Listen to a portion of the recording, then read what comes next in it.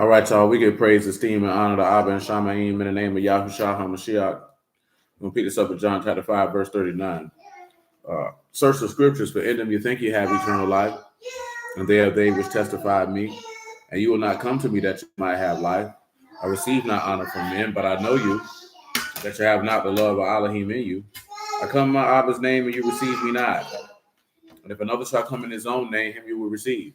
How can you believe which receive honor one from another, and not the honor that comes from Elohim only? Do not think that I will accuse you. The Abba, there's one that accused you, even Moses, in whom you trust. Had you believed Moses, you would have believed me, for he wrote of me. But if you believe not his writings, how should you believe my words? Well, all esteem and praise Abba and Shamaim in the name of Yahushua HaMashiach. Let's go to Hebrews 10 and 1, man. Hebrews 10 and 1, man. For the law, having a shadow of good things to come, and not the very image of the things, can never with those sacrifices which they offered year by year continually make the comers thereunto perfect. For then would they not have ceased to be offered, because that the worshippers once purged should have no more conscience of sins. But in those sacrifices there is remembrance again made of sins every year. For it is not possible that the blood of bulls and of goats should take away sins. Wherefore when he come into the world, he saith, sacrifice and offering you would not, but a body have you prepared me. And burnt offerings and sacrifices for sin you had no pleasure.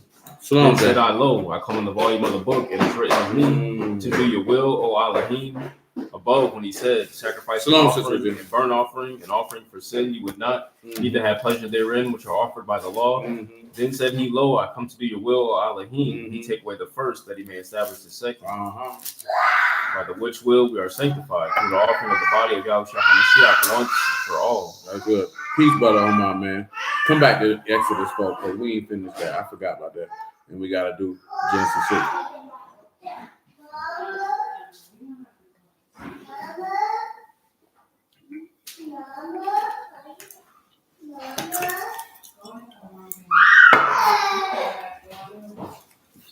Go ahead. Exodus 4 and 1.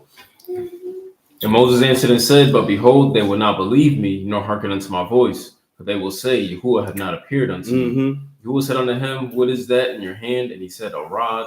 And he said, cast it on the ground. And he cast it on the ground, and it became a serpent. And Moses fled from before it. Yahuwah said unto Moses, put forth your hand and take it by the tail. He put forth his hand and caught it, and it became a rod in his hand. If they may believe that Yahuwah Elohim of their fathers, the Elohim of Abraham, the Elohim of Isaac, and the Elohim of Jacob have appeared unto you. Yahuwah said furthermore unto him, put now your hand into your bosom. Now, of course, some of this stuff we already touched on, so we're not going to redo it. Go ahead. And he put his hand into his bosom, and when he took it out, behold, his hand leprous as snow. He said, put your hand into your bosom again. And he put his hand into his bosom again, and plucked it out of his bosom. And behold, it was turned again as his other flesh. That's right. We talked about what leprosy is last week. Go ahead. And it shall come to pass, if they will not believe you, neither hearken to the voice of the first sign, they will believe the voice of the latter sign. Yep. It shall come to pass, if they will not believe. He said, if they won't believe the what? These two signs. If they won't believe the what? These two signs. Tell them what signs means by definition, man, in Hebrew, man. That's oath, a sign, a signal, distinguishing mark. All right, go to 1 Corinthians 14, man. Pick me up at verse 16. Matter of fact, before you do that, read Matthew 16 and 1. Now, I'm only reading Matthew 16 and 1 for the juxtaposition.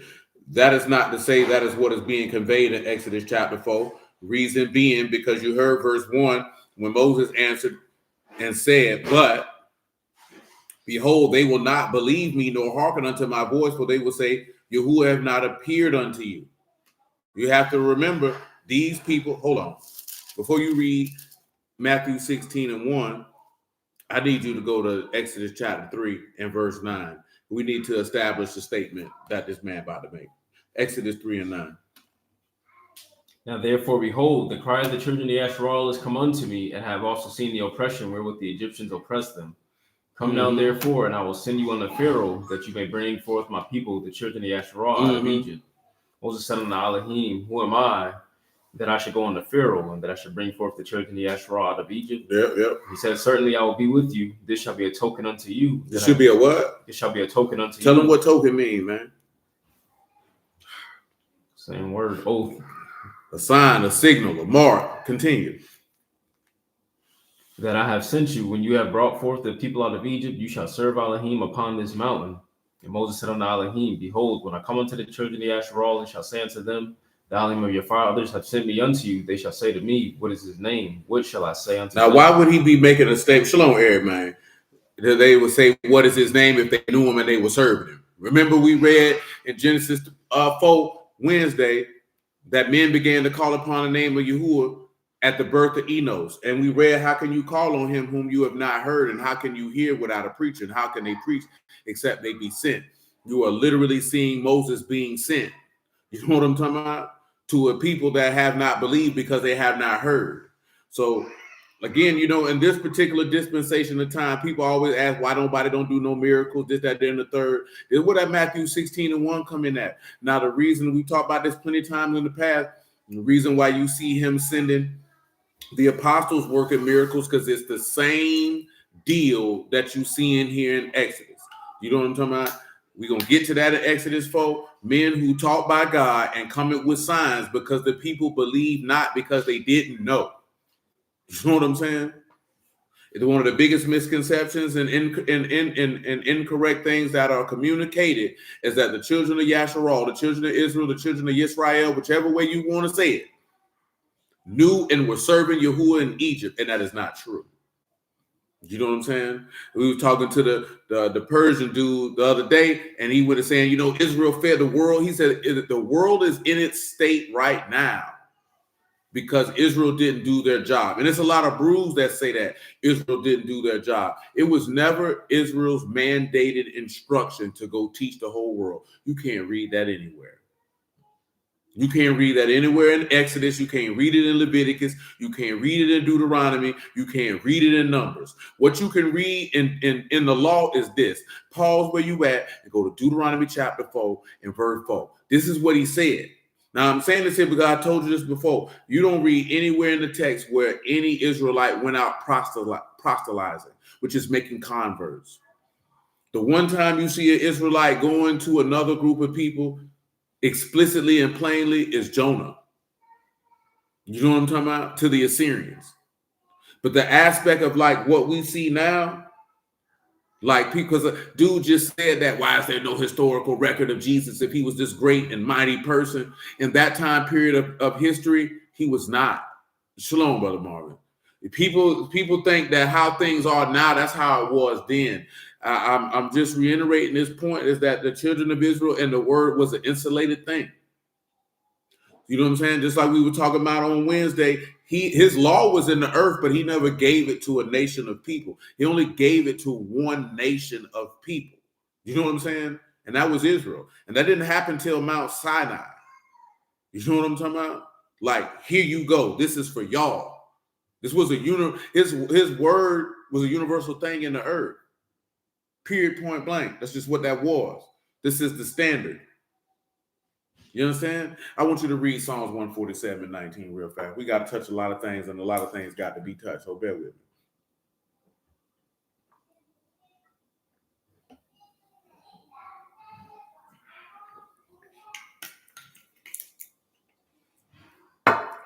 Psalms 147:19, man. He shows word unto Jacob, his statutes and his judgments on the Yasharal. He have not dealt so with any nation, and as for his judgments, they have not known them. They ain't known them. And there's a reason for that. See, now I want you to pause because we're just going to have to go layers deep. Shalom, Brother Marcus, on what we talking about. So I want you to go to Deuteronomy 11. We got Deuteronomy 4 on deck. Exodus 3 on deck. Exodus 4 on deck. 1 Corinthians 14 on deck. Is there anything else? Matthew 16. And Matthew 16:1. Hold on, I'm going to tell you right where I want you to be at in Deuteronomy 11.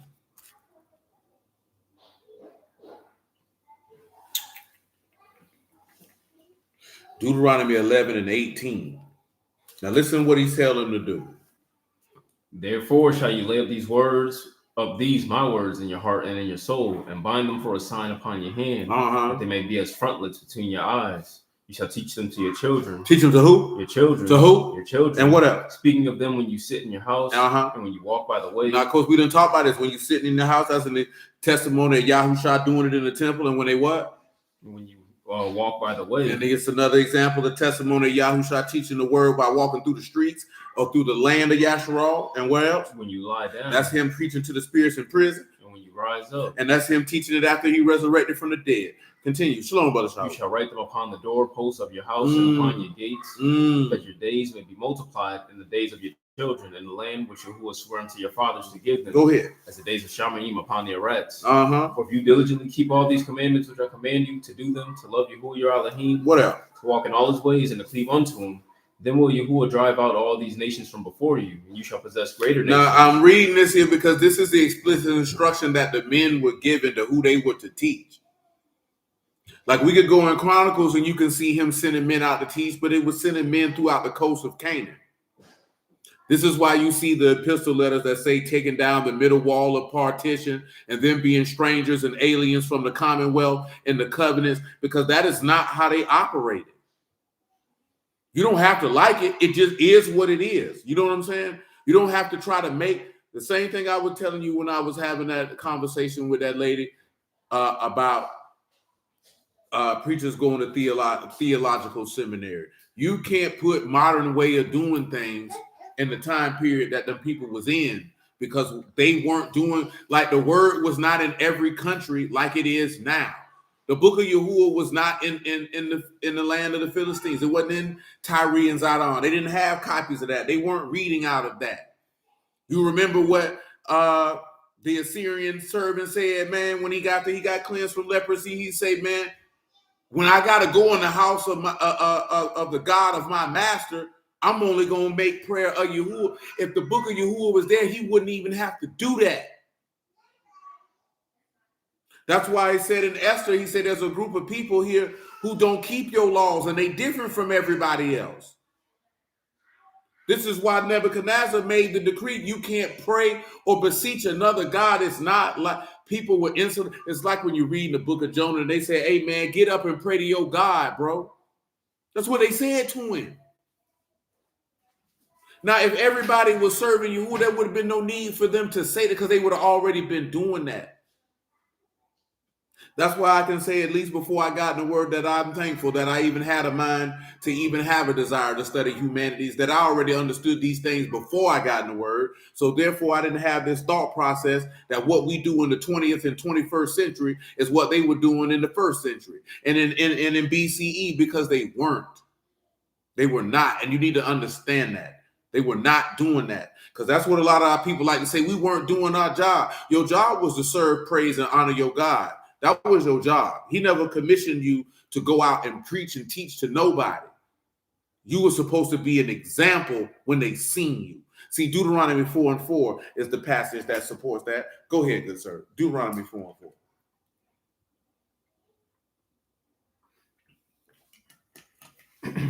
But you that did cleave unto Yahuwah your Elohim are alive, every one of you this day. Behold, I have taught you statutes and judgments, even as Yahuwah my Elohim commanded me, that you should do so in the land where you go to possess. You should do it where? In the land. Where? In the land. On the road. In the land. In Tyre and Zidon? In the land. And Edom. In the land. And Moab. In the land. Okay. You go to Shalom, Brother Robert. Keep therefore and do them, for this is your wisdom and your understanding. This is what? This is your wisdom and your understanding in the sight of the nation. In the sight of who? In the sight of the nation. Man, tell them what sight is, man. That's Ayin. That's with their eyes, that they could see it. See, remember Rahab? They didn't go out there and teach Rahab nothing. She said, I heard about your God. Remember the Gibeonites? They didn't go out there and teach them nothing. They said, we heard about your God. The Assyrian who came to get cleansed, he said, I heard about your God. They didn't go to them. Them people came to them. Go ahead, man.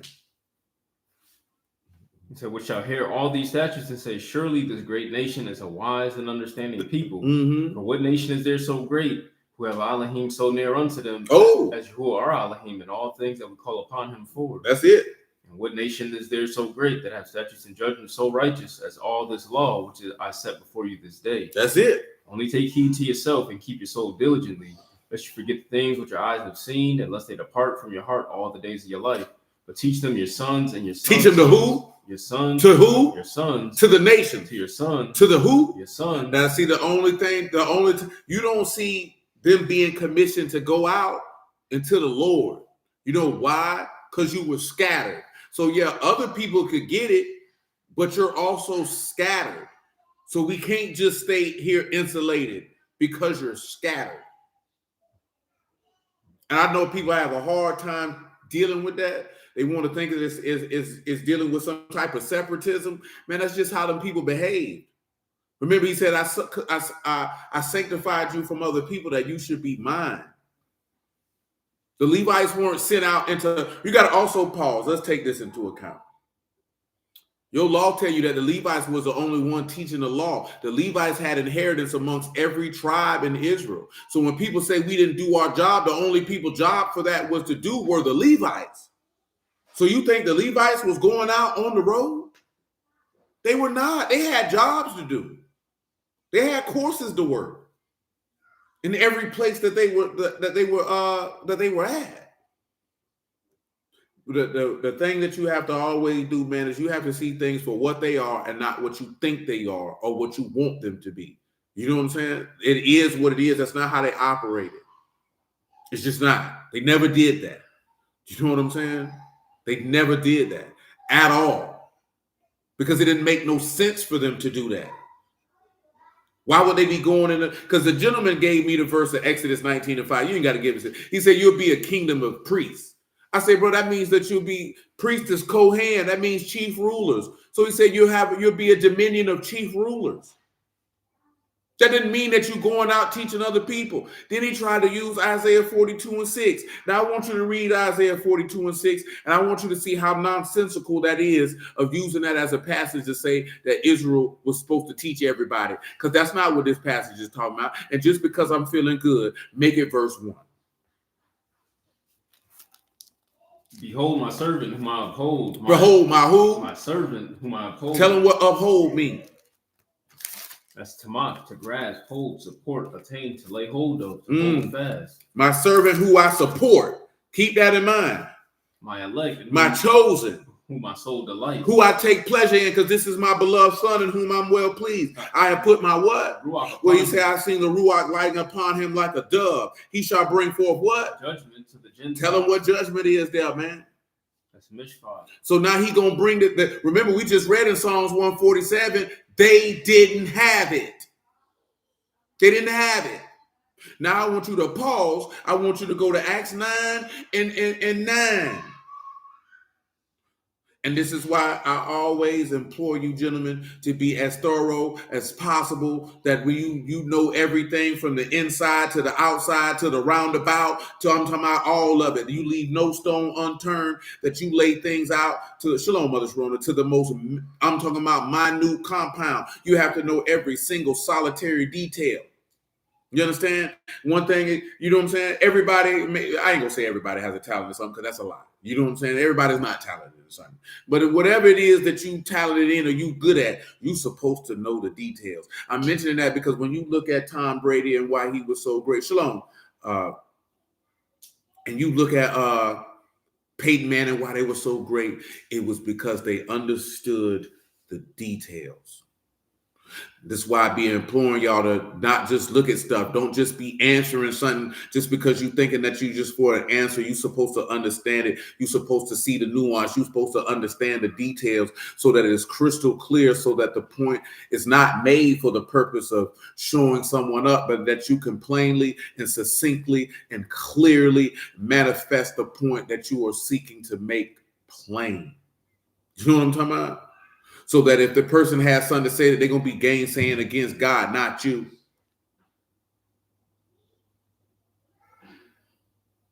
What's up, Mickey? You got to get age verification. My God, today. You ain't got your ID? They say you underage. Go ahead. I thought there was. I can't see that photograph. It's saying he was 3 days without sight, and neither did eat nor drink. There was a certain disciple at Damascus named Ananias. That's right. To him said the Lord in a vision, Ananias, and he said, Behold, I am here, Lord. Go ahead. The Lord said unto him, Arise and go into the street, which is called Straight, and inquire in the house of Judas for one called Saul of Tarshish. For behold, he prayed. That's right. He had seen in a vision a man named Ananias coming in and putting his hand on him that he might receive his sight. That's right. And Ananias answered, Lord, I have heard by many of this man how much evil he have done to your saints at Jerusalem. And here he have authority from the chief priest to bind all that call on your name. The Lord said unto him, Go your way. Go your way. For he is a chosen vessel. He's a chosen what? A chosen vessel unto what me. What he's supposed to do? To bear my name before the Gentiles. To bear my name before the who? The Gentiles. And who else? The kings. And who else? The children of Yasharal. Okay. Now I'm mentioning that because that's where the light get brought to the Gentiles, or judgment get brought to the Gentiles. You understand? The advent of what's right and what's wrong. You don't understand? It's what he just told them. They're going to bear my name to the Gentiles. Now I want you to go to Matthew 28 and 19.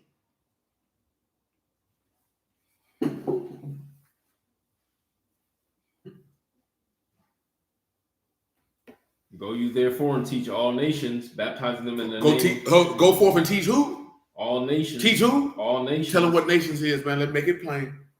That's ethnos, a multitude, whether of men or beasts, associated or living together. Go ahead.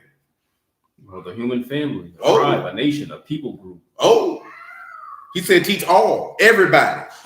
Continue, Matthew 28 and 19. Go you therefore and teach all nations, baptizing them in the name of the Abba, of the Son, and of the Ruach HaKodesh. Indeed. Teaching them to observe all things, whatsoever I commanded you. And lo, I am with you always, even unto the end of the world. Amen. Now come back to Isaiah 42 and 1. Now I want you to make this plain, so when you see that there, because until Mashiach come, they didn't go teach these other people. Remember, it just said to bring judgment to the Gentiles. You just read in Psalm 147, it's forth of your judgments. They didn't know. Now I'm mentioning all this here because we're talking about the signs that are being shown in Exodus. And we got to go back to Exodus 3 for the purpose of why these signs have to be shown. So that when we go read 1 Corinthians 14 and we go back and read Matthew 16 and 1, when he said, wicked and adulterous generation seek after a sign, you'll understand clearly that signs are for people who don't believe. You know what I'm saying? That's what they're for. That's to show proof that God is with this person and you can trust that the word that they're saying come from God. So when people are asking where the signs and wonders at now, this is why the Lord said what he said in Matthew 16. A wicked and adulterous generation seek after a sign and they not going to get one. And why are you a wicked and adulterous generation? Because you unfaithful to God and you don't believe what he say, and the sign ain't going to make it better. Because you don't want the sign because you don't know. You want the sign as a means to tempt God in reality. You know what I'm talking about? When people don't pay attention to that, man. You know what I'm saying? You got to deal with things with what they are, not what you want them to be. Because I'm telling you, and when them people went in the land, man, they weren't going around teaching everybody. Here's another case in point, like I told the gentleman. When they came and took the Ark of the Covenant, man, and put it in the temple of Dagon, they did not go in the land of the Philistines to try to teach the Philistines about Yahuwah. They didn't go in there and do that damn time. When Yahuwah started tightening them people up, and then they came and got the Ark, they left. They didn't sit around and say, okay, let me teach y'all about Yahuwah so y'all can stop serving Dagon. They left them people where they was at. Period. You didn't see Daniel trying to minister to Nebuchadnezzar, them talking about serve Yahuwah. You don't see them doing that because that's not what they did. And you know why that's not what they did? At least for the righteous ones amongst our people, because they were more inclined of being what we read in Deuteronomy 4, actually living it and being an example of the God who you profess. See, in this generation, you got a lot of people, all they just want to do is talk about it. And they feel like they got to run up on everybody and chase everybody down and browbeat them across the head, man. And that's not how you do it. You part the information and you slide. But most importantly, you be who you say you are. You know what I'm talking about? And a lot of people who in this thing, man, they not who they say they are. And I'm a firm believer in this. If you was a fake nigga before you got in this, you're going to be a fake nigga while you in it. You know what I'm talking about? And what I mean by that, I'm not talking about you sinning, man. I'm talking about you capping, acting like you godly when you know that you're not. I'm talking about running up on people and talking down on people for, oh, you don't keep the law, and in the same breath say, oh, I ain't perfect, I sin too. You flaw, man. You faking, my G. Because you're going too hard at these people for what you're going super duper hard about people keeping Thanksgiving, but then in the same breath, you'll say, I ain't perfect too. Then you should have shut your mouth. And you know why you should have shut your mouth? Because this man told you in Matthew 7:1, what he told you, Civic, don't judge lest you be judged. See, that don't mean that you can't correct nobody. That means that, man, don't say nothing to nobody, man. And don't say that boy to put your pistol down and you got a pistol on you too. Don't tell your son don't smoke cigarettes and you smoke cigarettes too. Don't tell him don't drink no liquor and you drinking liquor too. Put that cigarette down. Put that liquor down. Then you can help him get off of it. That's what he told you. He said, take the beam out your eye so you can see clearly to help your brother take the mote out of his own eye. But see, we don't believe in that because you try to use what you think Christians using that for to say nobody can't say nothing to you. Nah, you know what he was really telling you? Be a real nigga. Sans the nigga part. He was telling you be a real one, man. Don't say nothing to nobody if your hand's dirty, man. Clean your hands before you tell that man to clean his, man. For somebody turn around and tell you, well, nigga, your hand's dirty. What you telling me for? Like, that don't make no sense, bro. And you wonder why people don't take people seriously who in the word. Because you telling people to fear God and in the same breath telling them you don't fear him either. So why should I? You're telling me to love God, but in the same breath you're telling me you don't love him either. And then we come up with the reasoning that, oh, we'll never be able to stop doing that. Well, if you'll never be able to stop doing something, and he's telling you that he's going to condemn people for doing it, that would make him unjust, putting a condemnation on your head, knowing that you weren't going to be able to escape it. So that means either we don't understand the word or God is wickedly unjust. And I know it's not the latter. So I'm going to have to go with the former. Because even before I was in the word, that didn't make sense to me. When people say, oh, you'll never be able to stop doing this, I'm like, why not? And nobody ever gave me, because see, sometimes I've taken this, especially when I was younger, man, shalom, Brother Ernie, people used to think a nigga being an a-hole. Like, I can be an a-hole, don't get it twisted. You know what I'm saying? Like, all the way live. You know what I'm saying? I try not to be, but I definitely can be. But when I was young, man, I'm asking genuine questions if you presenting something to me and it don't make sense. You know what I'm saying? Because you telling me I need to be Christ-like and he didn't sin, but I'll never stop sinning, but I need to be like a man who don't sin. That don't make sense to me. So I'm going to ask you, how does that work? And nobody's going to sufficiently explain it to you. They're going to get frustrated. Now, why are you getting frustrated? When you presented information to me, you should be able to clearly state your case because you made the presentation. You know what I'm saying? You're making the presentation. Why you getting mad at me? Because I'm asking you, I don't understand what you're presenting to me. So that either tells me you're incompetent or you don't care about the people who you're talking to and you're just bloviating for the sake of bloviating. Be careful, boy. You hear that a lot. I mean, I've heard that in my entire life, long before I was in the word. You got to remember, I ain't getting the word till I was 28 years old. You know what I'm saying? So you talking about having a multitude of different experiences. I'm damn near 30. When I say 28, I was just about a month short of being 29. You know what I'm saying? But these was even conversations I would have with people in the county, on the street, in prison, who in the word, and they saying stuff to me, and I'm like, okay, bro, but how does that make sense? Make it make sense to me. Because when you saying this to me, this don't make sense. Because I understood proper justice and equity without being in the word. How could I whoop my son for doing something that I told him not to do, even though I know he wasn't not going to be able to do it? But that's cruel, bro. That's cruel, man. I can't give you an instruction not to do something, and I know full well you won't be able to fulfill my instruction. Why would I do that? And then condemn you for it? That don't trouble none of y'all, man. That don't make your mind go to moving like, bro, that don't make sense, bro.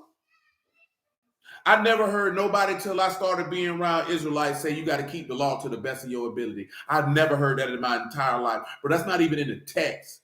He don't say the best of your ability. You don't even realize that these are men giving you an out and being a man. You know what I'm saying? Because you got to understand that doing something to the best of your ability means you're doing something according to your capabilities. The word of Yahuwah is not something according to your capabilities. This is the honor and the value and the virtue and the tenets that you live by as a man. You understand? So when you say, hey, I don't commit adultery, it's because I live by that. Don't covet or be jealous of another man. I live by that. You feel me? And you gonna tell me, nah, bro, you always gonna sin. Nigga, your mammy. Nigga, speak for yourself. Don't speak for me. Yeah, don't speak for me, blood. I ain't on that. He said they always say that because they knew it. Indeed. Yeah, don't say that to me. You say the audio tripping. Or you say your audio tripping. Yeah, that don't make sense, blood. That don't make sense. It never made sense to me. Never. I'm talking about 22 years old when I heard it didn't make sense. 27 years old, it didn't make sense. 35 years old, it didn't make sense. I'm 45, blood. It don't make sense, bro. It don't make sense. We literally just had a conversation with a dude the other day, right? I said, hey, man, how you look at 1 John 3 and 9? You know what he said to me? That's willful sin. I say, my nigga, if you know the word, how you sinning ignorantly, man? How? I don't understand. How, nigga, how? You ignorantly put your penis in a woman, man? I seen that said. I don't know what's up with that, blood. You ignorantly told a lie? You ignorantly worshiped an idol, man? You ignorantly put your hands on somebody unprovoked? Like, come on, what is we talking about, bro? I told y'all this the other day. Huh?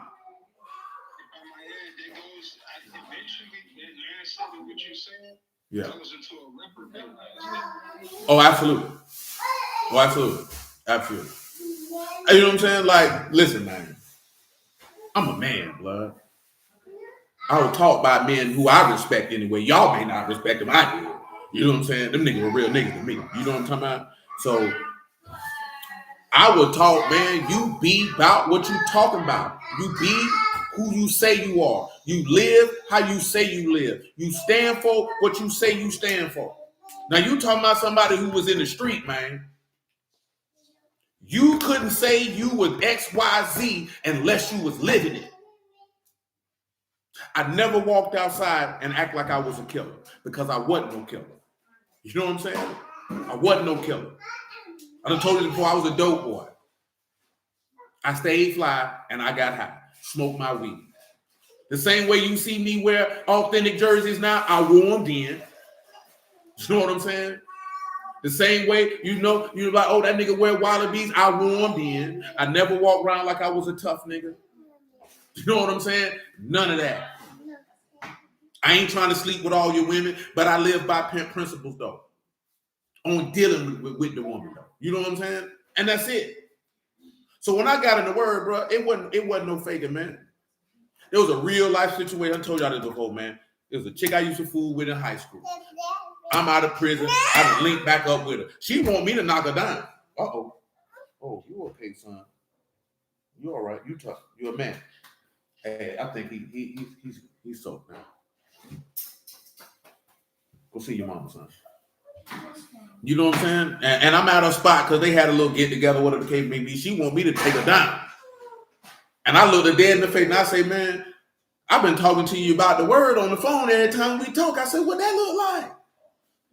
We slide, man. I'm talking about, this is my nigga who say this here. He like, man, bro, trying to be too perfect because I won't have sex with this woman. I ain't even doing that for y'all. Nigga, I ain't even know you paying attention.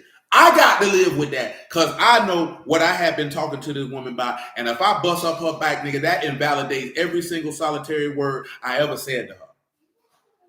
This ain't just somebody, like, I really care about this person, man. You know what I'm talking about? Like, I've known this woman since she was 14, I was 17. Nigga. I met her when I was in the 12th grade, she was in the 9th. I've known her for a long time. You know what I'm saying? Yams ain't that, nah, bro. Then on top of that, I'm going to blaspheme this man's name for a little tickle in your pickle? Is that serious, man? Like, it's that serious? See, it's too many niggas in this game, man. They ain't got no honor, bro. You got to be a man of respect. That's how we was raised. Be a man of respect, man. Be a man of honor.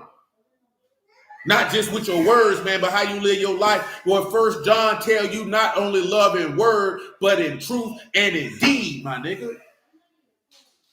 Like, what is we doing? What are we doing? We making excuses. Just say, I would rather you say, in this particular area, I'm weak in the flesh, and I lean into fulfilling that desire, and I need to mortify that so that I can be perfect and right before God. Because in Revelation, he say, amen, you need to strengthen the things that's ready to die. You know what I'm talking about? He said, your work's not perfect before God. That man not going to want to hear that. You know what I'm saying? And we need to know that. That man is not going to want to hear none of them excuses for a willful, willing decision. Because you don't sin by accident, my nigga. Before you committed sin, you know what you had to do? You had to spark that thought. Then you had to entertain that thought. Then you had to put that thought into play. And then you fulfilled the play. You understand? This is why this man tell you to cast all them thoughts down and bring him into captivity. That's why I tell you that. See, it's different from the verse that say the thoughts of foolishness is sin, because that's you plotting and planning to sin. But you can have a thought that's contrary to the will of God, but you got to cast that down. Because the flesh weak. You can have that thought. You can't let that thought manifest into an action. You can't sit back and say you a man. I'll give you an example. Niggas gonna get on the internet all day long and talk about how women emotional, right? And that men are logical, right? And then you niggas get on the internet and say you can't never stop sinning. Bro, how you let your emotions dictate how you behave and you claim you a man? Because that's not what men do. That's not what men do. Men don't let their emotions dictate their decision making. So how you letting your flesh dictate your decision making and you got the word of God with you? And you professing to have the word of God with you. And you promoting the word of God to people, but the word of God don't have rule over your flesh? Come on, man. Make that make sense, my nigga. Make that make sense. It don't. It don't. And the time comes where we have to stop. You wonder why these women don't respect us. You wonder why these women don't listen to us. Because, see, you can get on the internet, man, and you can be whoever you want to be. But your old lady seeing that you live foul, though. They see you living sourdough. I was just talking to my dog the other day, man, about this jit boy who ain't had no respect for his mama because he seen how she was living when nobody was looking. But you getting in front of people acting godly. But you not living godly for real. People see that and they don't respect it. They don't respect it. You got to make them respect your God, man, because you respect it. That's right, Darius. You can't let them thoughts have no dominion over you. Like, you got to make them respect your God, bro. But the only way they're going to respect your God is because you respect it. You know what I'm saying? You can't be around here dilly and dally and smashing hoes and then think niggas supposed to respect what you talking about your God name. Nigga just know you had 2 women at the house last night. Say my auntie was trying to tell me that your negative thoughts are sins and dancing is too. That's hardcore old school Christian stuff. You feel me? Like I said, that comes from that Proverbs 17 where it say, you know, the thoughts of foolishness is sin. But when you look at I'm gonna mispronounce the Hebrew word if I'm not looking at it. That Hebrew word for thoughts, it means plots, plans, and devices. So it's the same word that's in Proverbs 6 when you say a heart that devises wicked imaginations. So it's a heart that devises wicked plots and plans. You know what I'm saying? So it's not that you had the thought, it's that you plotting and planning something out that you ain't got no business. He say, so basically when you look at the plots, plans of folly is sin. Because you sin and even plotting and planning that out. Case in point, when you read about dang, his name is escaping me. The brother that sexually assaulted Tamar, his sister. He plotted and planned that out. That's the thoughts of foolishness and sin. You plotted that out. You know what I'm saying? You plotted that out. And even when his sister came and told him, like, hey, man, don't do this folly. Because that's how you know the thoughts of foolishness is sin. Because that was folly. And he plotted and he planned that out. Now, dancing, that's like I say, that's whole old school, holiness, Pentecostal, you know what I'm talking about, type of deal. Oh, if you dancing, that's sinful, woo, woo, woo. And ain't no book for that. Now, if you talking about you around here twerking and clapping booty cheeks and this, that, there, and the third, that's just not becoming of a godly woman. You know what I'm saying? You around here grinding and sliming all up against a woman. That's not something a godly man would do. That's just not proper. That's just not proper conduct.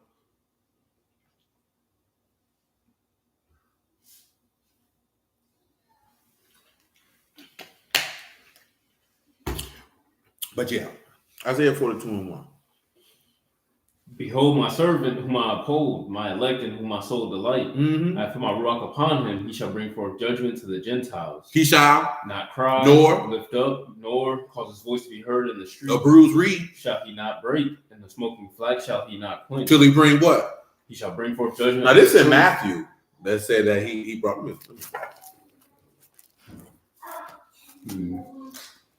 God damn. You feeling good, ain't it, man? Boy, you thought that nigga fart. That nigga bouncing. That nigga been drinking some good adult beverages. Let me leave this man alone. That man ain't been drinking more. He was like, that nigga been drinking. That man ain't been drinking, man. I gotta find what it's at, man. I don't know. But yeah, man, it'd be a lot of stuff, man. Just gotta be a man, bro. Just got to be a man, man. You got to be about what you say you're about. Matthew 12, 12 and 17. Matter of fact, hold on, my selector. Make it 12 and 14. This is where what you just seen, Barry, what's happening? What we just seen in Isaiah is mentioned here. You say when you reread the story, the cousin really put they plot. I'm telling you. Man, this is why lately it's just been in my mind to keep telling y'all that. These are real people. Now, of course, it doesn't give you the nuance of every thought and emotion, you know what I'm saying, that they had, because that's what people want, because you just like the drama of storytelling. You know what I'm talking about? That's why people try to take many liberties when they make biblical movies, because just reading it straight off the text doesn't give the drama that people desire. You know what I'm talking about? But these are real people doing real things, so it's things attached to that if you just strip away and humanize what you read and understand, like you can see, like, oh, boy, Cuz was really wilding. Like when you look at what Absalom did, he really wilding. Like you look at Saul, like he really was jealous, he really was petty. You know what I'm saying? He envious, and what was he envious of? I'm scared I'm gonna lose my spot. And y'all know that people respond in wild ways when they think that they're going to lose their spot. And they're going to do things to keep it. Come on, man. Say, then the Pharisees went out and held a council against him, how they might destroy him. Mm-hmm. But when Yahushua knew it, he withdrew himself from thence, and great multitudes followed him, and he healed them all. Side note, we hold a Deuteronomy 4, 1 Corinthians 14, Matthew 16, Exodus 3, Exodus 4. Continue. And he charged them that they should not make him known, that it might be fulfilled, which was spoken by Isaiah the prophet. What Isaiah said? Behold, my servant whom I have chosen, my beloved, in whom my soul is well pleased. I'll put my ruach upon him, and he shall show judgment to the Gentiles. He shall not strive nor cry, neither shall any man hear his voice in the streets. A bruised reed shall he not break, a smoking flax shall he not quench, till he send forth judgment unto victory. Till he send forth what? Judgment unto victory. Go read John 16 and 4. Now, we hadn't read verse 4 yet. Verses 3 and 4 all the way through in Isaiah 42 where it say that. But I want you to hear what he said in John 16. Excuse me. But these things have I told you, that when the time shall come, you may remember that I told you of them. And these things I said not unto you at the beginning, because I was with you. And now I go on my way. Well, now I go my way to him that sent me, and none of you ask me, where go you? Where you going? But because I have said these things unto you, sorrow hath filled your heart. Nevertheless, I tell you the truth, it is expedient that I go away. For if I go not away, the Comforter will not come unto you. But if I depart, I will send him unto you. What else? When he was come, he will reprove the world of sin. He'll do what? Reprove the world of sin. What else he'll do? And of judgment, and of righteousness, and of judgment. Of sin, because they believe not on me. What else? Of righteousness, because I go to my Abba, and what you else? see me no more. Of judgment, because the prince of this world is judged. Pause. So when we come back to Isaiah 42 and 3, because it said it right, he wouldn't stop till he bring judgment on the truth. That's what Isaiah 42 talking about. So it's talking about a specific man. And I'm reading all this here. So when we get to verse 6, because that's not Israel. And you're going to see that plainly. We went over verse 6 before. But some people may have never heard it, so we ain't going to hurt nobody. Come on with it. Verse 4. No, read verse 3. Isaiah 42 and 3. It said, bruised reed shall he not break, and the smoking flax shall he not quench. Till he bring what? Forth judgment unto truth. That's what he just said. Till he bring mishpah unto a mob. Till he bring that which is just and right unto faithfulness. Let's continue. He shall not fail, nor be discouraged, till he have set judgment in the erect. Didn't it just say that in John 16? He did not fail, nor be discouraged, till he set the judgment in the earth. Go ahead. And the isles shall wait for his law. Who gonna wait for it? The isles. Who gonna wait for The it? isles. So the Gentiles, Yefet, which is this is gonna take us back, and whether you realize or not, this is gonna tie into everything that's in Genesis 6 for real. Because we didn't talk about this before. When people say he ain't gonna save everybody, he already showed you in Genesis 6 he gonna save everybody. Because he saved Shem, Ham, and Yefet. If he wasn't gonna save Shem and Ham and Yefet, they wouldn't have got on the boat. It just would have been Shem. But people don't pay attention to that. You got to look at the nuance now, because he said it would be like in the days of Noah. And in the days of Noah, he saved all of them, all his sons, all his sons. All he had to do was save Shem if he only wanted Shem. That's all he had to do. Ain't had to be no Ham or no Yefet. They could have died. Why he put them on the boat? Go ahead, man. Thus saith Elohim, Yahuwah, he that created Shamahim to stretch them out, he that spread forth the arats, and that which come out of it, he that gave breath unto the people upon it, and walk to them that walk therein. That's right. I, Yahuwah, have called you in righteousness. Pause. I called you in what? Righteousness. What else he say? And will hold your hand, and will keep you, and give you for a covenant of the people. Give you for a what? A covenant of the people. And a who? For a light of Now, the how can Gentiles. Israel be given for a covenant of themselves? Remember this, he said, this is my servant who I uphold, whom my soul delight, who I put my spirit in. This is talking about an individual. And I told the dude, I say, I ain't even finna sit here and argue with you if this Jesus is Yahushua or not, because I know you don't believe in him being the anointed one. That's fine. I'm not here to debate that. I'm here to tell you this ain't talking about the nation of Israel teaching the whole world. That's not what you get from that. He's talking about a specific individual doing this, because he said he would give him for a covenant of the people. That goes back to what we were talking about last week when he said he never desired sin offerings or burnt offerings. My God, today. Now you see that here? That's plain on the paper. You know what I'm talking about? That's plain on the paper. So let's go back over here to Exodus chapter 3.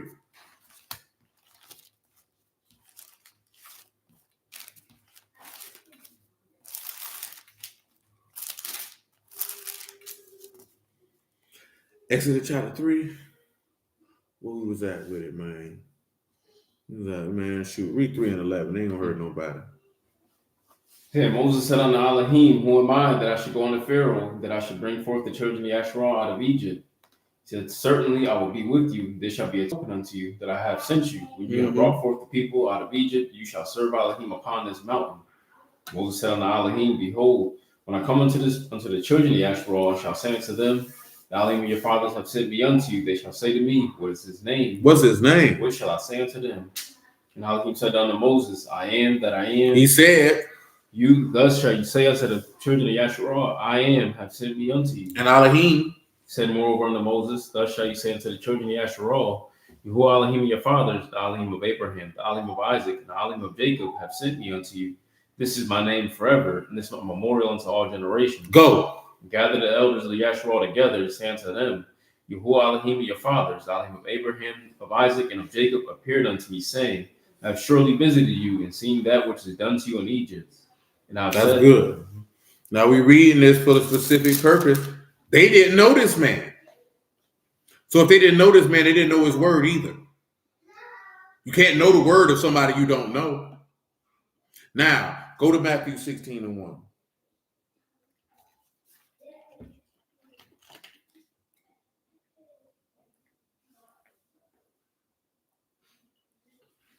The Pharisees also with the Sadducees came and tempting desired him that he would show them. They were doing what? Tempting. They trying him. You understand? And what does your law say? Don't tempt Yahuwah your Elohim like you did at Massa. You know what? Now that I said that, bro, you know this jackass tried this junk yesterday, man. See, I'm gonna tell y'all something. There's one thing I don't like. You can have a difference of opinion. You could have a different perspective of the text. I don't care about none of that. Do not insult my intelligence. You know what I'm saying? Because when you insult my intelligence, that junk, that piss me off.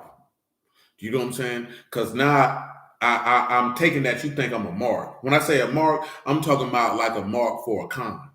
Don't disrespect me like that. I don't disrespect people like that. See, in my humble opinion, me personally, I take insulting my intelligence as one of the highest forms of disrespect that you can do to a man outside of spitting on him. You know what I'm saying? Because when you insult my intelligence, you really look at me in my face and say that I have an infantile mind, that I don't have the ability to stand here and be able to have the cognizant ability to recognize that you're an incompetent jackass. You know what I'm saying? Even people who condescended, that don't, you know what I'm saying? I'll call you out for it, but I don't really, don't insult my intelligence though. Why am I mentioning this here?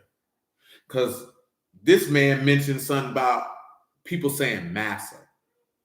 Now you have to understand something. It's coming from, because we were talking about slavery times. I forget the specifics. You know what I'm saying? But you know it's coming from the word master. Now, master in Hebrew is Baal and Adonai, which means Lord, master, or ruler, one who has dominion. But I'm like, bro, when people say massa, that's coming from broken Southern dialect.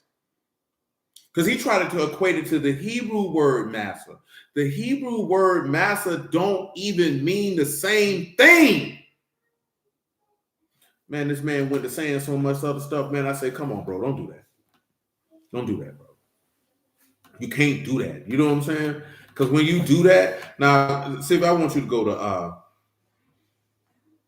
Exodus 17, you can read Deuteronomy 6 and 16 and give them the definition of the word massa. You can read the verse and then give them the definition, the Hebrew word massa, and what that means. See, one thing when people insult your intelligence, they also do that because they don't think you know nothing. This is one thing that I live by because Big Cud taught me this. Life has taught me this. Man, you don't know what people know. You don't know where people been. You don't know what they heard. You don't know what they've seen. So you should go into every interaction with people as if they know. It's fourth is when you're communicating to them and let them have the ability to say, I don't understand or I don't know that. You know what I'm saying? You should never go into the interaction with an air of superiority like you know something that other people don't, because that's how you end up being made foolish. You know what I'm saying? That's how you're going to end up embarrassing yourself. For real, for real. You know what I'm saying? Like, don't do it. You should just go into it like they already know. I mean, when I first got in the word, people like, these people don't know when to keep the Sabbath. And I was telling them, I'm like, I say, man, more people know when the Sabbath is than you giving them credit for. A lot of people have heard what you think that, and a lot of them came like, yeah, man, my people said this, my people, yeah, bro, you making an assumption people don't know because they're not participating in the same custom as you. Just because they're not participating in the custom does not mean they don't know. It's a lot of people who finna get ready to celebrate December 25th, and they know that that's the Feast of Saturnalia. They know that that's not in the text. They know that. They don't care. They know that Easter's not in the text, and they know that they don't care. This is the tradition and custom that we doing, and this is what it is. Nigga, I told D last night, man, let me tell you something real. Like, niggas getting up and on about Thanksgiving, man. Man, black folks in America don't celebrate no holidays in America for real, with the exception of Easter and Christmas, bro. Like seriously, like, we doing this for what the holiday is about? And Christmas is borderline. You know what I'm talking about? Because some niggas just do that junk just for gifts and all that stuff. You should be glad that you don't celebrate that junk no more. Because some of y'all probably would be stupid enough to go in debt and run yourself crazy for these people, man. Man, the rabbi hit me up with some information. I ain't even yeah, but it's not for the reason that people say that, you know what I'm saying, Thanksgiving is for. Niggas like Thanksgiving because niggas don't need an excuse to congregate together and eat and drink. You know what I'm saying? Because that's what it is for most black folks, a reason to congregate and eat. Everybody out of school, everybody out of school. Everybody is out of, you know what I'm saying? That's it. It's anybody who been around black people for real, you already know that. Ain't nobody sitting there thinking about no pilgrims and no Indians. Ain't nobody talking about no giving thanks and all. Ain't nobody thinking about none of that. Like, no. And Christmas, that's why I say it's borderline, because most niggas ain't thinking about no Jesus for real. You know what I'm saying? This junk here is, you want gifts. You know what I'm talking about? You want to buy these children with they disrespectful, entitled, ungrateful, disobedient behinds, a whole bunch of stuff, and go to your people's house and eat again. And that's it. You know what I'm saying? Niggas really on the plate circuit. You trying to go from house to house and grab a plate. That's the same thing you doing on the 4th of July. You don't care nothing about no independence for America. You just want to eat, drink, and shoot fireworks. Now, you may come out with red, white, and blue attire, but that's because niggas feel like they have to be day appropriate in their attire. When they step out, all right, you got to put on the American flag, you know what I'm saying? Because the 4th of July, that's just a part of your fresh, not because you particularly care. After that, what holidays is niggas really caring about? Niggas ain't bending over backwards for Memorial Day. It's an excuse to go to the beach and grill and drink. Yeah, nigga do Valentine's Day, but you nigga do Valentine's Day because you tender meats. You know what I'm saying? You finna go all crazy and upside down for this woman, man. This woman don't even buy you nothing. You niggas so goofy, y'all done let women convince you that you don't want her to buy you nothing. I just seen a nigga say that. We don't want you to, man, y'all nigga, you do want that woman to buy. Man, if that woman don't want to buy you nothing, bro, she don't fool with you, my nigga. If all you do is buy her stuff and she don't buy you nothing, it don't even run across her mind to buy you nothing, bro, she don't even like you, my nigga. Because, boy, I'm here to tell you, man, if ain't nobody never told you, if you ain't never experienced, boy, women spend and buy stuff for niggas they like, bro.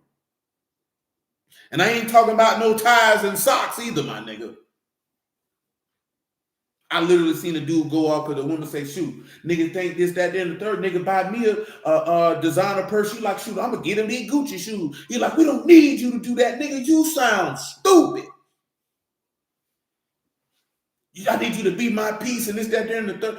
Let me tell you something, man. I told y'all this before, man. I don't want to get off topic too far, man. But a woman will give you vagina before she'll give you some money. You understand me? If you've been living long enough, you know that. There are women out here, before she give you some money, she'll give you that booty like it's nothing. That's the most valuable thing she possesses. She don't care nothing about that. Well, if that woman really to spend some bread on you, boy, well, she fool with you, man. You got grown niggas like, I wouldn't let my old lady buy me a car. Nigga, what? But you'll buy her one? And you feel like she ain't supposed to buy you nothing? Well, you's the foolest of fools if I ever seen a fool. Come on, man, you can't live your life like that, bro. Don't let these people make you think, oh, you sassy. This nigga, you's a damn fool. I'm not finna be doing all this here and you just stand here and look me in the face. No, man, it's one thing if she ain't getting no bread. But if she getting bread, bro, and you breaking bread and she don't want to break bread back, well, she don't like you, bro. She don't like you, man. She know you like to read. She don't buy you no books. She know you like to build. She don't buy you no tools. She know you like certain type of sneakers. She don't cop them. But you cop all the stuff she want, though. And you feel like I'm a man. Nigga, you's a sucker. You know what I'm talking about? And you can go look through the annals of mankind, man. It's only this generation of men with that. You hear men say that all the time. Oh, want my old lady to buy me nothing. Nah, I ain't. Don't tell that lie. You niggas do, though. But you feel like you can't say nothing. You done let these people convince you that you can't say nothing. You really do be wanting her to buy you stuff. You scared to say it. My homeboy say he done bought, oh no, bought new houses for used vagina.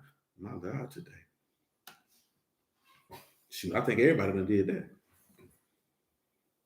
Definitely don't. You say you love Christmas because of the feeling of the food and of the gift, and I can understand that. I ain't mad at nobody for whatever reason they enjoy whatever tradition that they were participating in at one point in time in their life. I ain't mad at you because you did it according to the information that you had at the time. You know what I'm saying? Before I even had any information about what Christmas was, I didn't care. The reason why I didn't care is because I seen it for what it was. It was commerce. I know I mentioned Rabbi shared this information with me. Y'all can look it up. I didn't know this here, man. They called Thanksgiving in the 30s Franksgiving. And the reason being because Franklin Delano Roosevelt is the person of why Thanksgiving is on the day that it's on now. Because they wanted to push it to a point where there was more days in the Christmas shopping season. They said at one point in the United States of America, if you put up Christmas decor before Thanksgiving, you were called a Christmas creep because it was seen as unseemly to celebrate Christmas before Thanksgiving had concluded. This is, of course, why you have Black Friday and all these niggas be lying talking about Black Friday is based off the slave market. That's YouTube meme stuff. Nigga, that's not historically accurate. Black Friday stands for this is when businesses get in the black, meaning they turn a profit. You know what I'm saying? The purpose of it is strictly commerce. So once I understood that all these holidays were built off of commerce, I didn't want to participate anymore. You know what I'm saying? And I figured this out at about 20. Like I'm good. Like I'm straight. I'm good on that. Because what you got New Year's. Okay, that's tied to a deity in Rome, but you don't really know that. So there's that. You got Martin Luther King Day. You niggas don't care nothing about no Martin Luther King Day. You're going to go down there for the parade, just to go for the parade, and then you're going to go nigga for the rest of the day. You know what I'm saying? You got, Lupercalia, a.k.a. Valentine's Day. You know what I'm saying? We just discussed that. Ain't got to go no further. You got Easter. Could be in March. Could be in April. That's about it. St. Patrick's Day don't even count because with that, people just going to get drunk. Ain't nobody thinking about whatever St. Patrick's Day is supposed to be about. I don't even remember what it's supposed to be about. Then you got Memorial Day. We just discussed that. You got Mother's and Father's Day. Now, of course, there is some pagan origins in Mother's and Father's Day, this, that, there, and the third. But if you just keep it on the surface, do you really want to castigate somebody because they feel like I want to buy my mom and daddy something because it's this particular day? But in the end of the day, guess what it is? Commerce. That's all it's about. It's to cause you to be a consumer and not a producer. That's all it's about. You got 4th of July. Obviously, niggas don't care about that. Ain't nothing popping in August for real. Then you got Labor Day, which is we're going to let the workers get a day off. But that's also to bring in the quote-unquote fall season so they can start hitting you with fall sales and back-to-school sales. Because down south, you go back to school in August, but up north, they go back in September. So there's a reason for that. Commerce. Then you got Halloween. And what do they take that is? Commerce. You know what I'm saying? It wasn't something that was routinely done. I think I watched a reel about it till like the 30s or 40s, but it's commerce. You got Veterans Day. I ain't got no problem with Veterans Day. Ain't nothing negative to say about that. I'm not going to say nothing negative about nobody who served in the military, got shot, or killed. You know what I'm saying? Like, ain't nothing to trip on. Thanksgiving, Christmas. But at the end of the day, all these days mentioned, it's commerce. If you take your feelings out of it and look at it for what it is, it's commerce. We want you to spend, and the whole calendar is built off days to get you to spend. And that's it. And when you see it for that, I don't want nothing to do with that. I don't want nothing to do with that. You understand when they tell you Thanksgiving, family. This makes you go get rental cars. This makes you go catch bus trips. This makes you catch flights. You're buying certain attire to go. You're buying food. You're buying all this other stuff, all involved for this one day. And then we give you right after that day, you just spun all this bread for that. Now come get these sales and spend some more bread because we need you to do this for Christmas. This is why most people in America are depressed this time of year.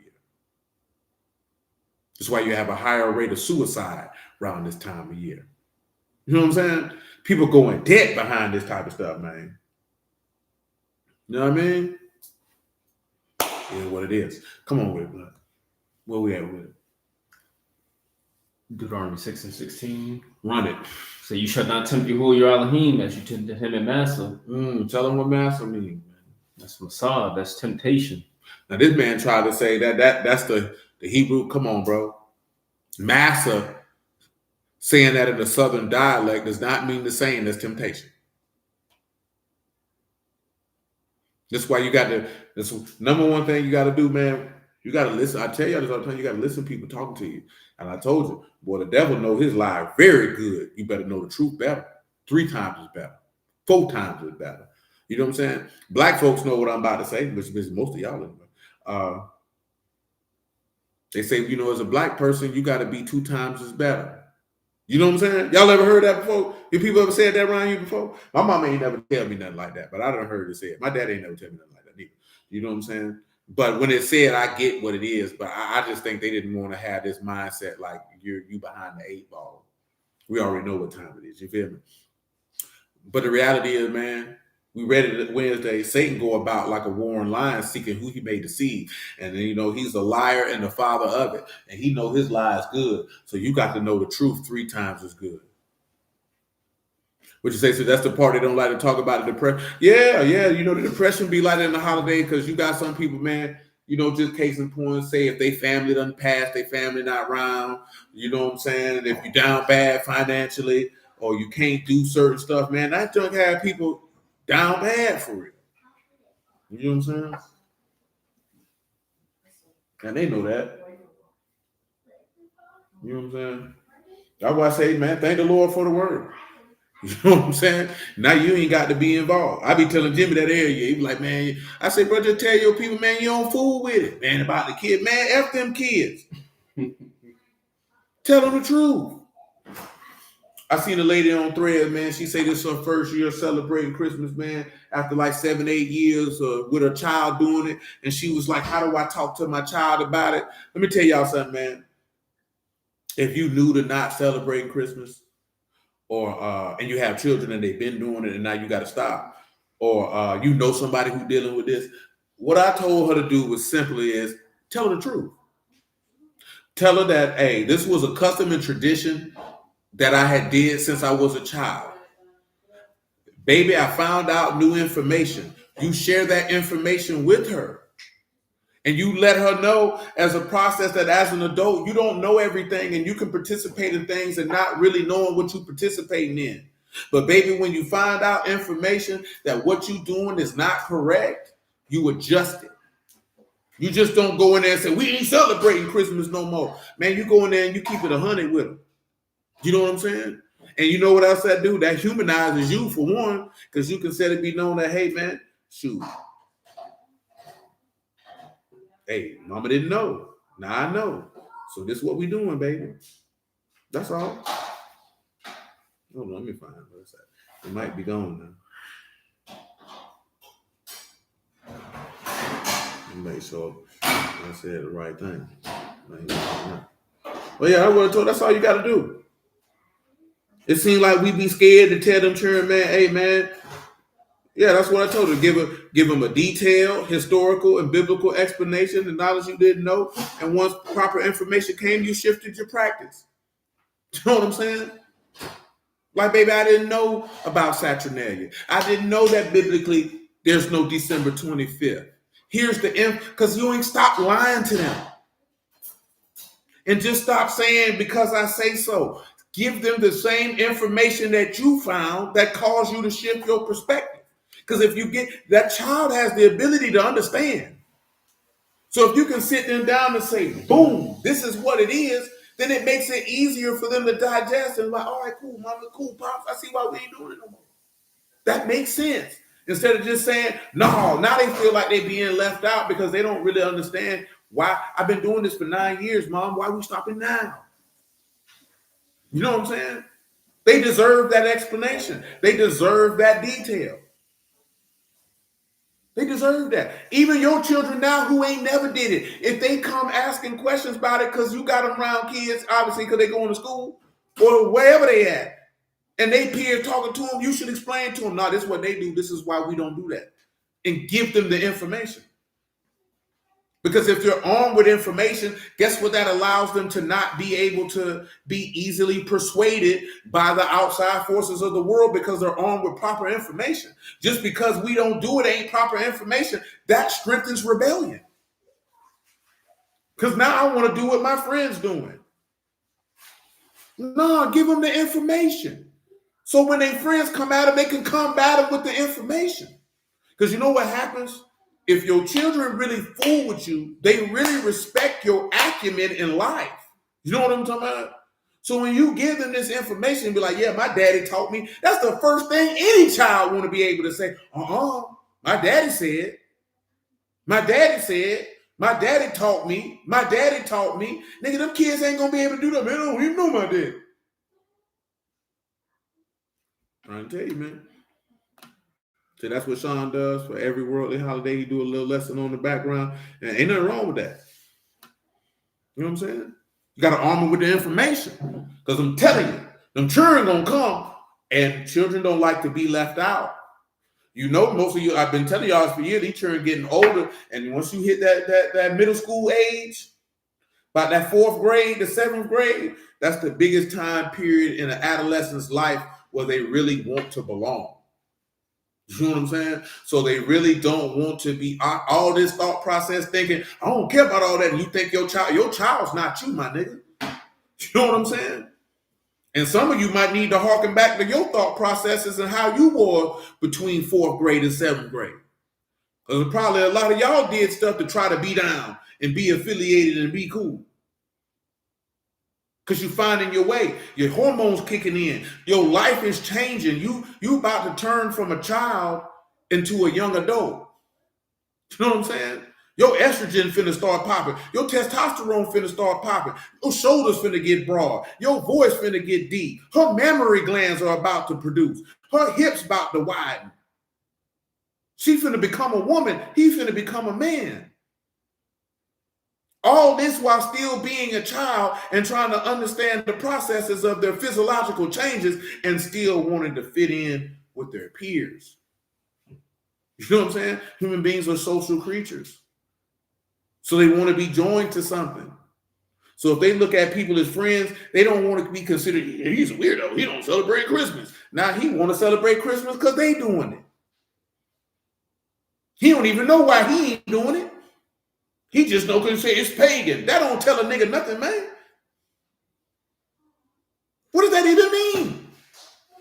I don't even know what a pagan is.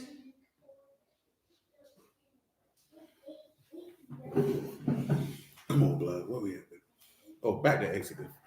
You read Matthew? Go read Matthew 16.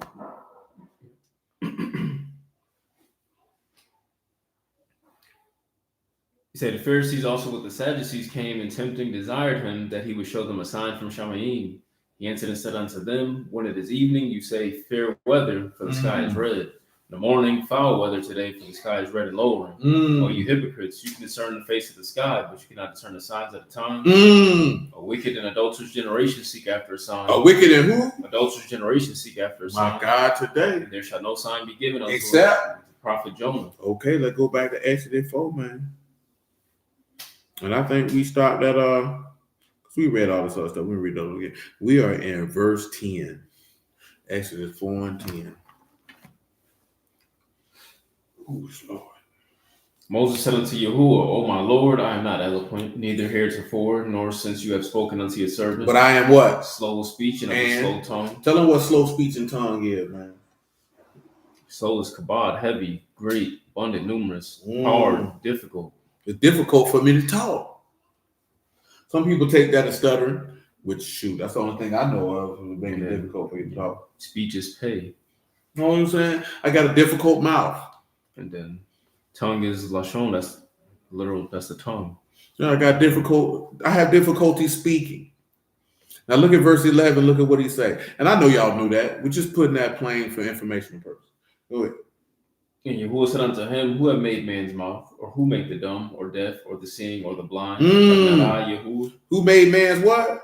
Man's mouth. They made the who? Make the dumb, or the deaf, or the seeing, or the blind. He said, have not I? Yahuwah. Man, if your eyes open, what can't nobody close them? But if your eyes shut, can't nobody open them. And if you can he say he that have an ear, let him hear. You can only have an ear because God gave you the ear to hear. If your ear closed, ain't a force in heaven or on earth can open them if God don't want them open.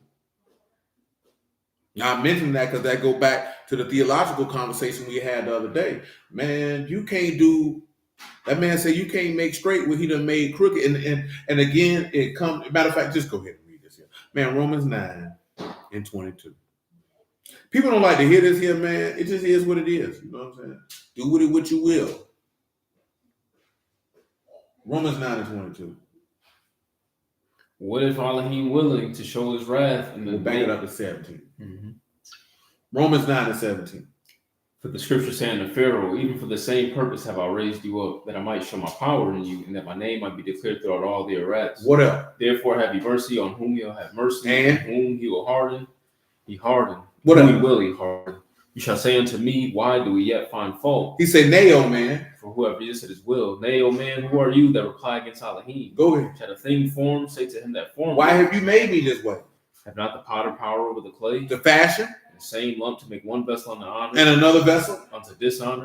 What if Elohim willing to show his wrath and to make his power known, endured with much long suffering, the vessels of wrath fitted to destruction, fitted for destruction, and that he might make known the riches of his esteem on the vessels of mercy that were prepared unto esteem, even us whom he have called, not of the Yahudim only, but of the Gentiles. Now you see that right there? Man, you got vessels made for wrath. And you got vessels made for honor, that his mercy may be made known and that his power may be made known. And a lot of people don't like that. What did Paul just say? Nay, oh man, who are you to reply against God? Does he not have the power? Oh, don't the potter got power over the clay to make it how he want it? Now, why am I mentioning that? Because if he gave you eyes to see and an ear to hear and a heart to understand, you ought to give thanks to Elohim continually. And you ought to take advantage of such mercy. Because there's some people, boy, their eyes ain't never going to get open. And their ears ain't never going to open. And their heart going to be hard as concrete to the day they leave here. Like, man, that ain't no game, man. Man, listen, man. This is real nigga activity right here, right?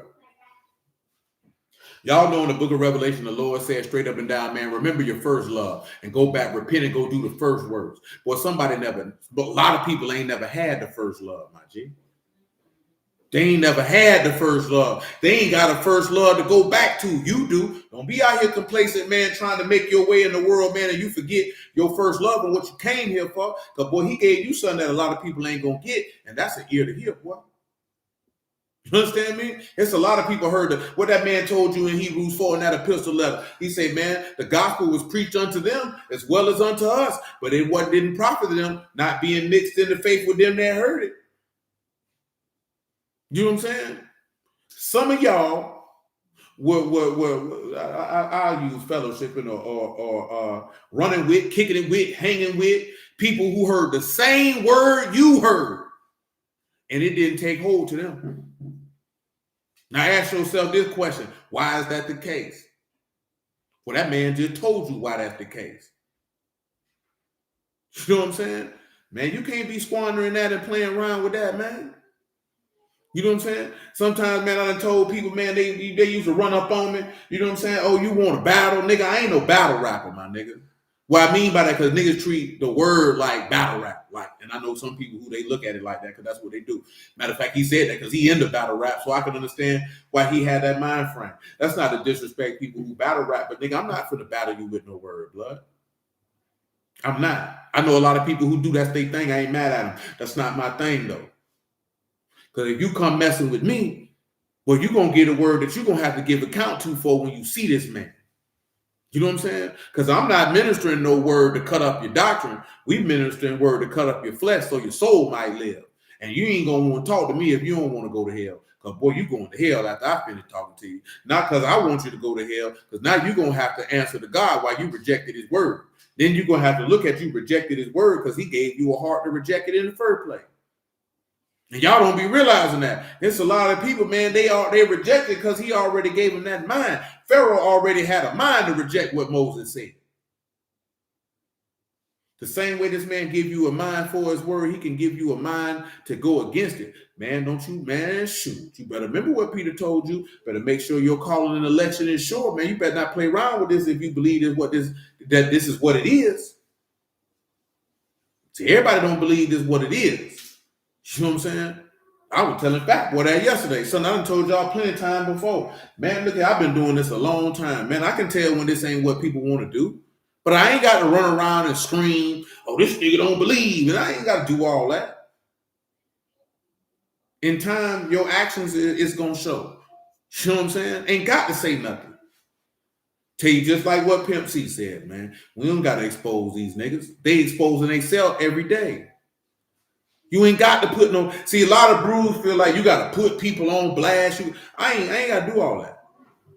I ain't got to say nothing to nobody. No, I said, you see that nigga right there, he don't believe the word. I ain't got to say nothing, because if you can't see it, shoot, you might want to reassess yourself. Some stuff is evident. You know what I'm saying? Like, no, that's not what this person wants to do. I don't need to scream that from the rooftop. Do you remember what we read in Romans 16 and 17, Civic? When he say mark them, remember what Mark said? It means to basically take a mental note and deal with them accordingly and avoid them. Why? Because those people can be a snare to your soul. It is what it is. Remember, Proverbs tell you don't make no fellowship with no angry man, lest that be a snare unto you. That's why he said, hey, man, evil communications corrupt good manners. I speak this to your shame. He said, some of you don't have the knowledge of Elohim. Now, see, this is not no thing, oh, you got to cut people off and this, that, there, and the third. You have to mark or read Mark 6, Romans 16 and 17. I don't know why I keep saying Mark. I'm talking about baptism. read that real quick, man. Now I beseech you, brethren, mark them which cause divisions and offenses, contrary to the doctrine which you have learned. And what? And avoid them. Now tell them what mark means. Just in case they don't remember or weren't here for that it. Is scopeo. That is to take aim at. You know, they got in quotations to spy, but to look at, to observe, to contemplate, to fix one's eyes upon, to direct one's attention to take heed to yourself. To take heed to yourself. You know what that means? Take heed to yourself. Or to contemplate, that means to make a mental note. Like, okay, they making divisions contrary to the doctrine. I see what type of time you on. I gotta adjust how I deal with you. This ain't no, look at this nigga right here, he doing it. That's whole stuff. Just to be 100% honest with you. And I ain't gonna lie to you, man. I've been in no more 20 years. A lot of whole stuff in this word, man. Everybody want to point the finger and point out this person and say this nigga this. I don't agree with that. Nigga, you ain't calling niggas out for saying you niggas hoe. You know what I'm saying? You niggas just hoe. Because if niggas was really down bad and out of pocket, you would make note of it, because if you godly, you supposed to already know that. But what niggas really be wanting to do is we want to have coup d'etats and assassinate people's character and all this whole other extra stuff, because you's a hoe. You's a buster. You's a sucker. You's a coward. You's a goofy. And any other adjective that, as the niggas used to say in New York in the 90s, you's a herd. You's a mark buster. You all of that. You know what I'm saying? You're really a devil, or whisperer, or slanderer, because what type of time you want? Like, what's wrong with you? There's been people around here, man, I look like, man, that nigga, in my mind, I'm like, oh, that nigga ain't gonna be around here too long. And I already tell. You know what I'm saying? There's some of them I ain't even met. Like, bro, this nigga who playing football, I knew he wasn't gonna be here long. This nigga been this nigga lifelong dream. This ain't even looking at him like, oh, you wicked bastard. Man, that's hard. That's a hard ass. Remember that John 6 and 63, they said that's a hard saying. You know what I'm saying? Like, being for real, like, man, nigga he been dreaming about this since he was a boy. Some people don't have that fortitude, like, well, I'm putting it down for the word, man, because that's a hard ask for them. I don't sit back and look at him like, oh, this nigga here, man. Pray to this Lord, give him a mind to turn around on the back end. He know it is what it is, but niggas be wanting to chase their dreams. And I understand that. You know what I'm saying? I'm not really looking at him with no, I get it. You know what I'm saying? Because who's to say I wouldn't have did the same thing if I was in his shoes? You know what I'm saying? That's how you got to look at that. You can say what you wouldn't do all the time. You're not in his shoes. You ain't been working on something since you was 7, and now you 22, and it's right there at the cusp. You ain't never did that. Nigga, most of us niggas, you niggas was broke, working a regular job.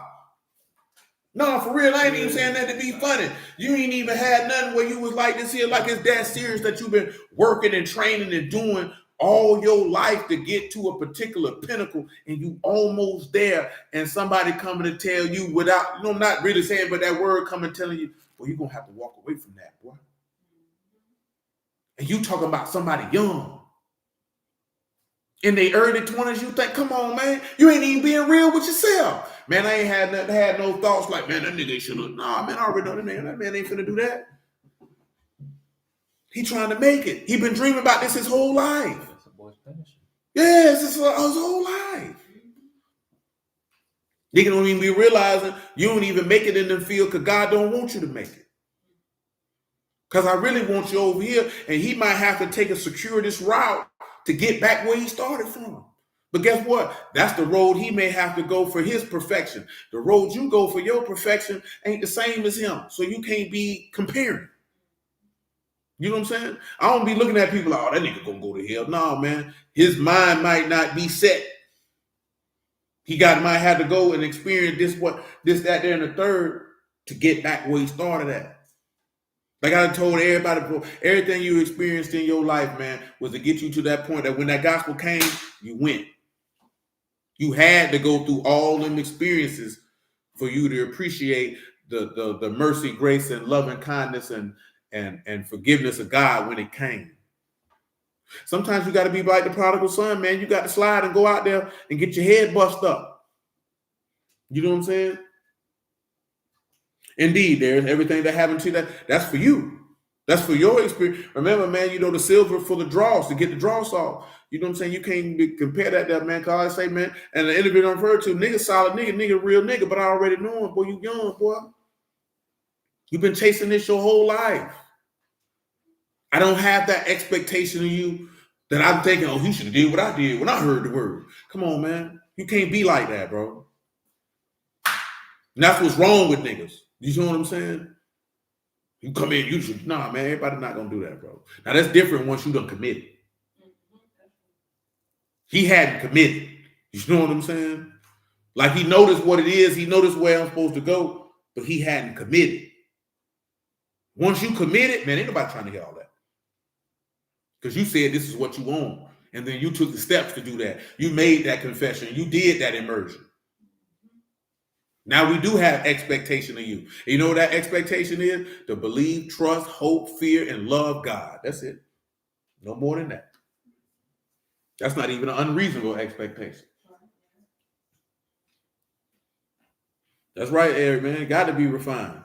That's right. Jason had to get thrown in that pit. All that stuff, man. And I'm only just mentioning that, man, because, you know, it'd be real quick for people in there, man. They want to look down on people and point at people. I ain't never really been on that. But I can tell you, though, if you try to decide me and I'm in that mood, I can be extremely petty and extremely disrespectful. You know what I'm saying? And very rarely in this business have I had to do that. I done did it a couple times. You know what I'm saying? And my troll level is something that most people not accustomed to. Because like I said, niggas be think I be angry and I really be trolling. And I be serious in the trolling, though, but I'm really trolling you. But I'm telling you the truth at the same time. You know what I'm saying? And you think I'm mad, but I'm really not mad. You know what I'm saying? I really just sound like my daddy. My daddy voice sounded like that at regular levels. You know what I'm saying? So there's that. But come on with it. Booster.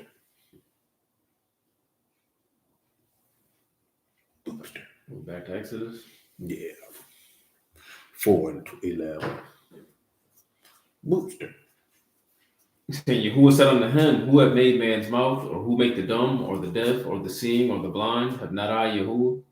Now therefore go, and I'll be with your mouth, and teach you what you shall say. I'll be with your mouth and do what? Teach you what you shall say. I'll be with your mouth and do what? Teach you what you shall say. I'll do what? Teach you what you shall say. Now go to Isaiah 50:4, man. Then after that, Jeremiah 1:1, man. And then after that, Galatians, John chapter 7. Now, for those of you who ain't been around here for a long time, this Exodus chapter 4 establishes what an apostle is. And that's a man who is taught by God. And that's what you see in here with Moses. Come on with it. Yahuwah has given me the tongue of the learned. He giving you the what? The tongue of the learned. That you should be able to do what? Know how to speak a word in a season to him that is weird. And due season. Now go ahead and tell them what learned is, man. You got a lashon of a learned. This is lamud, taught, learned, disciple, instructed. Before we even read Jeremiah 1, man, go ahead and hit this John 7. You know what I'm talking about, and 15, if you would. You know, it'd be a lot of people be having issues with Paul's apostleship. And of course, if for those of you who don't know, Paul was an apostle, because people think being an apostle means you got to walk with the Lord. No, it means you talk by the Lord. Remember, Paul said he learned at the feet of Gamaliel, taught in a perfect manner of the law. But remember, he was kicking against the pricks. He did not know that Yahushua was the anointed one, the Hamashiach, and the son of the living Elohim, as it is written. So when we go to Galatians, he say, this gospel that I received, I didn't get it from flesh and blood. This goes back to the point that we've been discussing this year. Matter of fact, I told you that it hit my brain when my homeboy was explaining to me when people say, he in the Old Testament, because people were literally saying that he was particular characters. And I probably heard people say that, but it didn't click in my brain. Like, when we say he in the Old, we ain't saying he's literally Samson or he's literally this angel. It's a witness, it's a testimony of him. People will actually believe and teach that he is these certain people. And no, that's not what we believe. You know what I'm saying? And I'm not mentioning that to ridicule nobody. I'm mentioning that that's what people believe. And it is what it is. You know what I'm saying? So when you look and I mention that because when you look at Luke 24, and when he showed them that these are the things written in the law of Moses and in the prophets and in the Psalms concerning me, it doesn't show you what he showed them. Why? Because that's God taught and God given. That's not something that you finna read in no verse and it's going to enumerate. He taught them this and he taught them that. That's got to come from God, and people don't like that. They don't like that. And you know why? Because it shows the separation of who is of God and who is not. And it is what it is. Ain't nothing you can do about that. Come on with it. He said, and the Yahudi marveled, saying, how know this man letters, having never learned? How this man know letters, having never learned? I answered them and said, my doctrine is not mine, but his that sent me. I think we're supposed to read verse 14. I'm sorry for the context of verse 15. Said, now about the midst of the feast, Yahushua went up into the temple and taught. And the Yahudi marveled, saying, how does this man know letters, having never learned? Having never learned. Now, this man is in here writing XYZ in here. Ain't nobody never taught this man. How he able to do this? What do he say? So my doctrine is not mine, but his that sent me. If any man will do his will, he shall know of the doctrine, whether it be of Elohim or whether I speak of myself. What else? He that speak of himself seek his own esteem. And he that seek his esteem that sent him. The same is true. No unrighteousness is in him. Now we can read Luke 24 and 44 on general principle. I ain't gonna hurt nobody. And then we'll go to Jeremiah 1. We ain't got to go to 1 and 1. We could pick it up at 1 and 4. This is Luke 24 and 44. And he said unto them, these are the words which I spake unto you while I was yet with you, that all things must be fulfilled, which were written in the law of Moses, and in the prophets, and in the Psalms concerning me. Then he opened theirs to understand, that they might understand the scripture. And thus it is written, and that it behooved Hamashiach to suffer and to rise from the dead the third day. Okay, that's cool. Now, see, some people thinking he's saying when he said, thus it is written, but this is the conclusion of him showing them everything that he showed them. Not that he's saying, thus it is written, it behoove. He let them know, like, yo, this is what the text bears witness to. That it was imperative that the anointed one suffer. Because remember, in verse 25, he did it for them then, and they say, didn't our hearts burn, by the way, when he opened unto us the scriptures? This is very important because it does not detail what he showed them. It don't. Let's come over here to Jeremiah 1 and 4. Man, I got a crook in my neck. That's serious. Then the word of Yahuwah came unto me, saying, Before I formed you in the belly, I knew you. Before you came forth out of the womb, I did what? You, and I ordained you a prophet unto the nations. Then said I, Yahuwah Elohim, behold, I cannot speak, for I am a child. See, he's saying the same thing Moses said, but in a different fashion. He said, I can't speak, I'm but a youth. Moses said, I can't speak, it's difficult for me to do it. Let's look at what the Lord told. But Yahuwah said unto me, Say not, I am a child. For you what? Shall go to all that I shall send you. And whatsoever I command you, you shall speak. He said, I will give me a commandment what I should say and what I should speak. And I know his commandment is life everlasting. What else he say? Be not afraid of their faces, for I am with you to deliver you, saith Yahuwah. And Yahuwah what? Put forth his hand and touched my mouth. He put forth his hand and did what? Touched my mouth. And what he did after that? He said unto me, Behold, I have put my words in your mouth. Oh my God, today. He did what? Behold, I have put my words in your mouth. Now come back to Exodus 4 and see if you see the same thing. This is when God, now of course, Jeremiah is a prophet. So you know, tad bit different. But what we're showing you is the aspect of that is exactly what he says in verse 12 of Exodus 4. Look at what he tell him he'll do. Now therefore go, and I'll be with your mouth, and teach you what you shall say. Because I will give me a commandment what I should say and what I should speak. Now, Paul, go to Galatians chapter, what this is. 1. Is it 1? I think I'm going to tell you the wrong spot. Hold on. I ain't trying to waste no time with it. Well, I'm switching to the Exodus 4 because I really supposed to did that Wednesday before doing Genesis 6. So we got to do that and then come back. 1 and 11. Galatians 1, the epistle to the Galatians, chapter 1, verse 11. But I certify you, brethren, that the gospel which was preached of me is not after man. Pause. He said it's not after who? It's not after man. Now I want to go to the example on general principle, man. Acts 18. And this right here, y'all, I told y'all this before, but for those of you who don't know, this is what, when I first read this right here, in Acts 18 and verse 24, I was like, you know, if I had if you saw fit to give me any ability that could be given, what Apollos from Alexandria did, I said, I desire this ability right here. Now he gonna read you. I'm not gonna tell you what that ability was. I'm gonna let Civic read it off the paper, and you can see what it is yourself. Acts 18 and 24. Saying a certain Yahudim named Apollos, born at Alexandria, an eloquent man, mighty in the scriptures, came to Ephesus. This man was instructed in the way of the Lord, and being fervent in the Ruach, he spake and taught diligently the things of the Lord, knowing only the baptism of John. He only knew what? The baptism of John. Go ahead. And he began to speak boldly in the synagogue. He spoke boldly? In the synagogue, Mm-hmm. when Aquila and Priscilla had heard, they took him unto them and expounded unto him the way of Elohim more perfectly. What else? And when he was disposed to pass into Achaia, the brethren wrote, exhorting the disciples to receive him, whom when he was come, helped them much, which had believed through grace. For he mightily convinced the Yahudim, and that publicly showing. Publicly what? Showing that by the scriptures that Yahushua. He showed them by the what? By the scriptures. By the who? By the scriptures. That Yahushua was what? Hamashiach. This man ain't know nothing but the baptism of John. So that means everything that Yahushua did, he ain't know nothing about it. So that means guess who had to give him that? God had to give him that. Because it said he went in the synagogue boldly and showed the Yahudim. He said he showed them by the what? By the scriptures. He showed them out the book. Now, why would I ask the Lord and praise be to the Abba and Yahushua? Because clearly he let that be done. So let Yahuwah be esteemed. Why is that important? Because that's the key to salvation. That's the most important thing. See, now again, I told you, I came in the word knowing that, okay, the whole book is about him.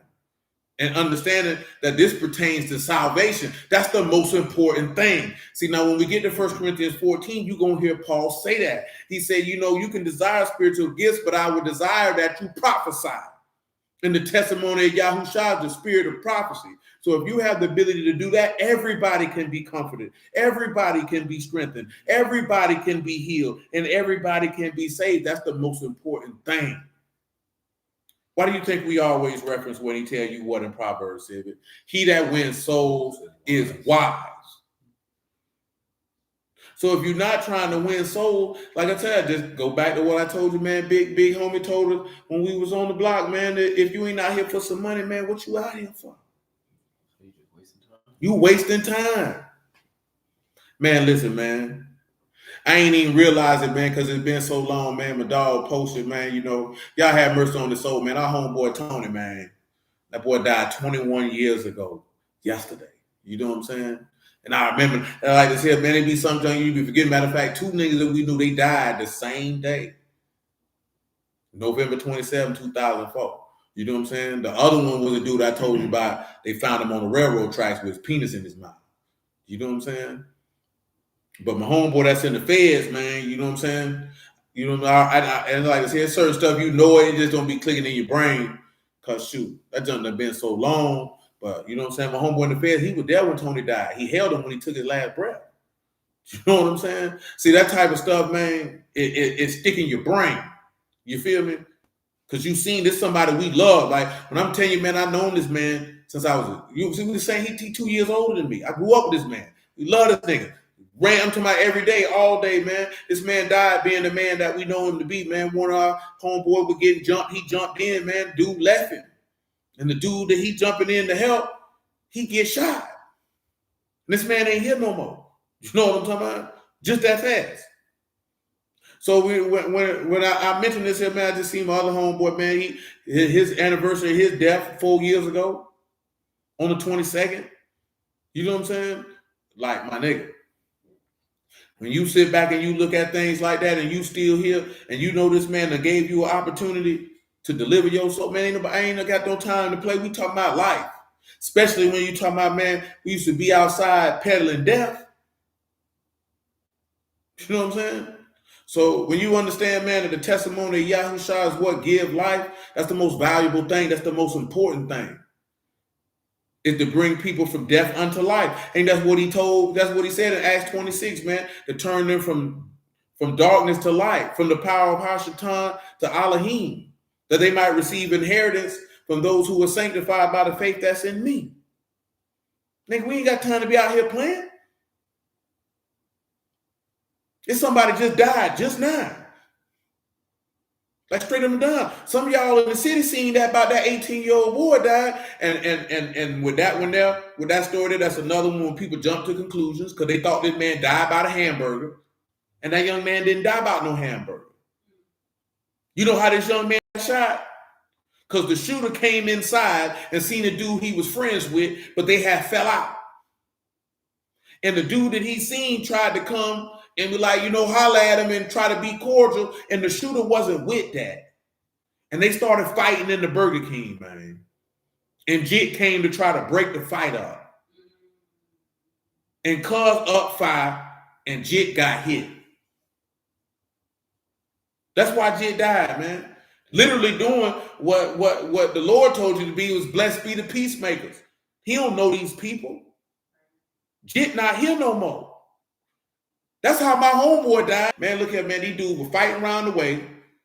Harold come in the middle of it, try to break it up. Man, fat robber up the fire trying to shoot the other dude, hit Harold in the head. Man, Harold died at 16 years old, my nigga. You know what I'm saying? 16 years old, bro. He wasn't on no other type of time. Because the two people who were going back and forth, they knew each other. We from the same neighborhood. He trying to, man, he out of here. Now, most of y'all on here, y'all might have had an experience in your life where you felt like you was going to be out of here. And then this man spared your life. And you're going to get an opportunity from the word and you're going to squander it because you out here playing. Because you think you got some time. Who told you you got time? The only time you got is on your watch. And that don't even belong to you. So like he said, man, while today is still the day, you better make it do what it do. You better hearken to his voice.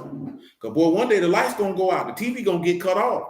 It ain't going to be like what it was in the 80s when, you know what I'm saying, you felt like when TV went off and you would just hear the and the little lines on the screen. It go black. You know what I'm saying? We ain't got time to be playing. Nah, for sure, Monte, we ain't got time to be playing, man. You know what I'm saying? We older now. You got children. They got to pick up the mantle. You feel me?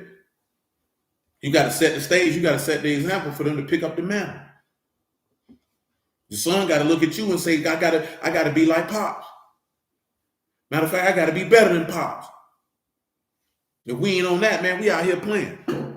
You know what I'm saying? People be running up here because you think you don't even see us running around swinging no Israelite banner. I ain't got to run around here screaming about we know Israelite, man. We screaming about Yahuwah, my nigga. We screaming about Yahushua, man. We ain't got to scream all that, man. I ain't got because I don't care if you think I'm an Israelite or not, nigga. What that mean to me? I ain't here to convince you. I really don't care what you think. That's the problem. Instead of showing the righteousness of our God, we trying to convince people we the people of the book. Why you care? Why you need their validation? Why you need their acceptance? What that gonna do for you, man? You want to be accepted of men, you want to be accepted of God. Which one you want? Because I promise to you, boy, I'll give 2 flying Londons about being accepted by none of you niggas. You know what I'm talking about? For real, for real. What'd you say, blood? He said, I'm new. Can you please tell me what Bible you read? I just want to follow along. I have. Oh, no. Sometimes we just substitute words, blood. We using it's the King James version, but I ain't tripping, man. If the Holy Bible New International Version work for you, man, then you know what I'm saying. Roll with it. Most people on here are using the King James, man, but I'm not the version police for real, for real. Now, if your mind is telling you that you might need a different version and you feel like that's gonna help you out, then do what you feel is best for your edification and building yourself up. But you know what I mean? I ain't tripping, no blood. I ain't gonna lie to you. I ain't tripping. You know what I'm saying? You just want to be able to follow along. Yeah. No, I get it. But some people be like, oh, you can only use. I ain't on that. You know what I'm saying? What I'm most concerned with is what's best for you to be able to become the man who your Father in heaven intends for you to be. You know what I'm saying? So that's what I'm concerned with. If the King James Version help you do that, then fine. If the NIV help you do that, then fine. If the Hallelujah Scriptures help you do that, then fine. I don't care. You know what I'm saying? The thing that I care about is that Yahushua HaMashiach is formed in you. That's what I care about. I don't really care about all that stuff. It's really not necessary. You know what I'm saying? To me, I don't really care about a lot of things. You know what I'm saying? What I mean by that is it's a lot of things that are not overly that I'm not going to be stressing about. Like, what do you say? We ain't straining at no gnat and swallowing no camel. You feel me? We got to make sure we maintain to the foundational principles of godliness. You did. Come on back to Galatians.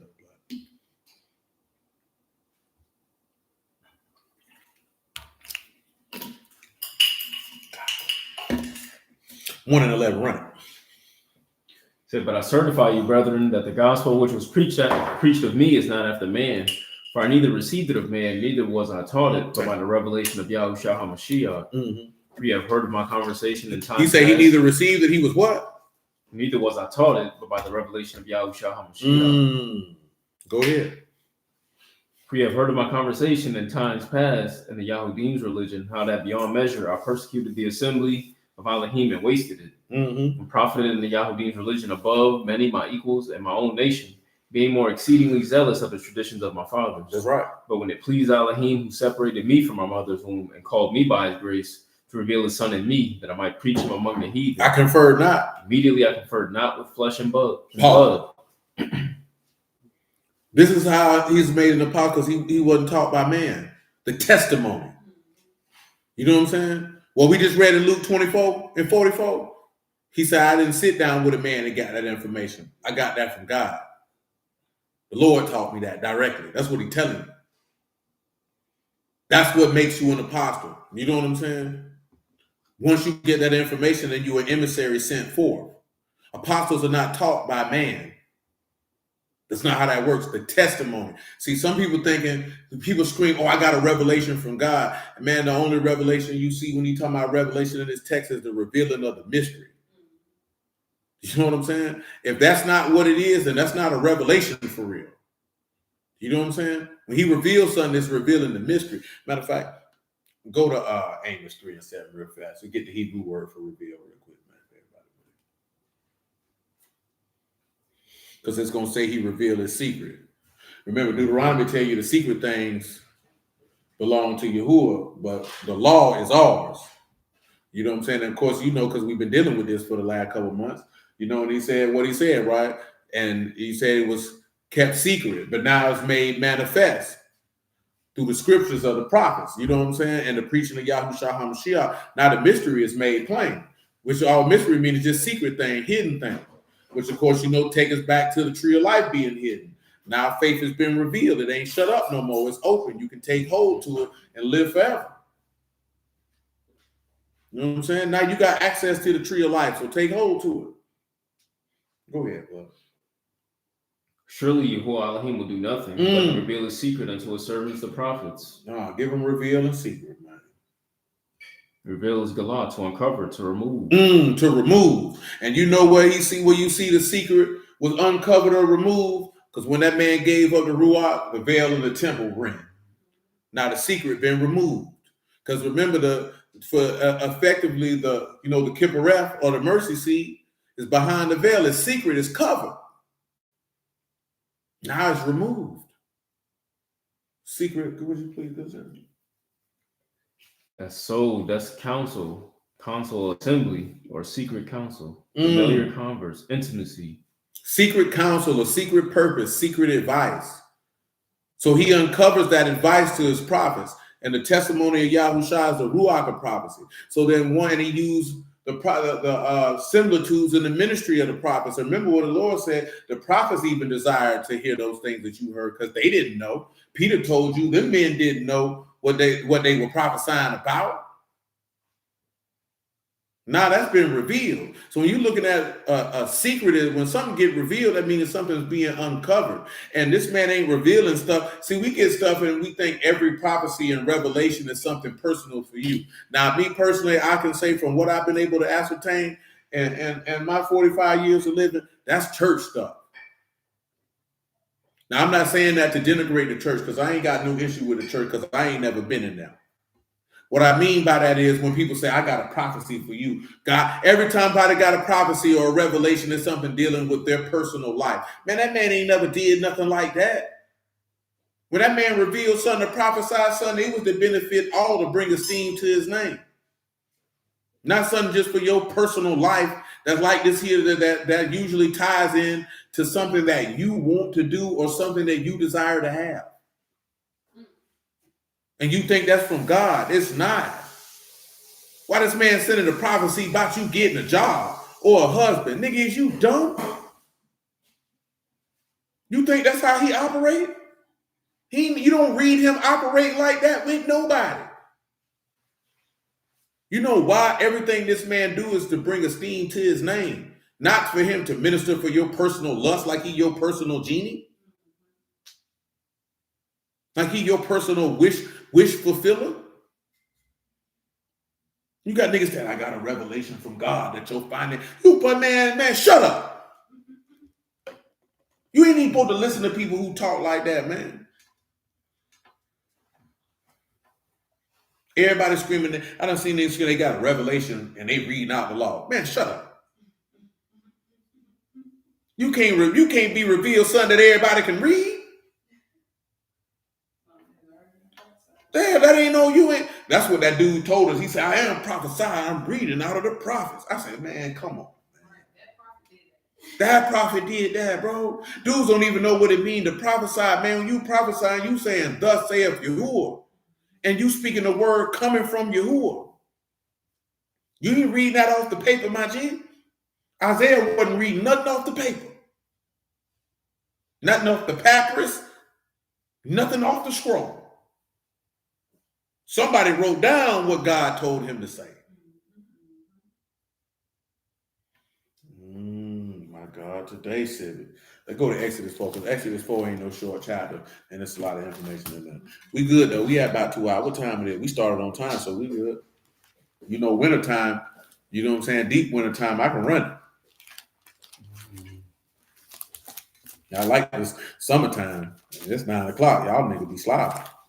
Breath be stank on the pillow. You know her breath be stank on the pillow. She trying to look away.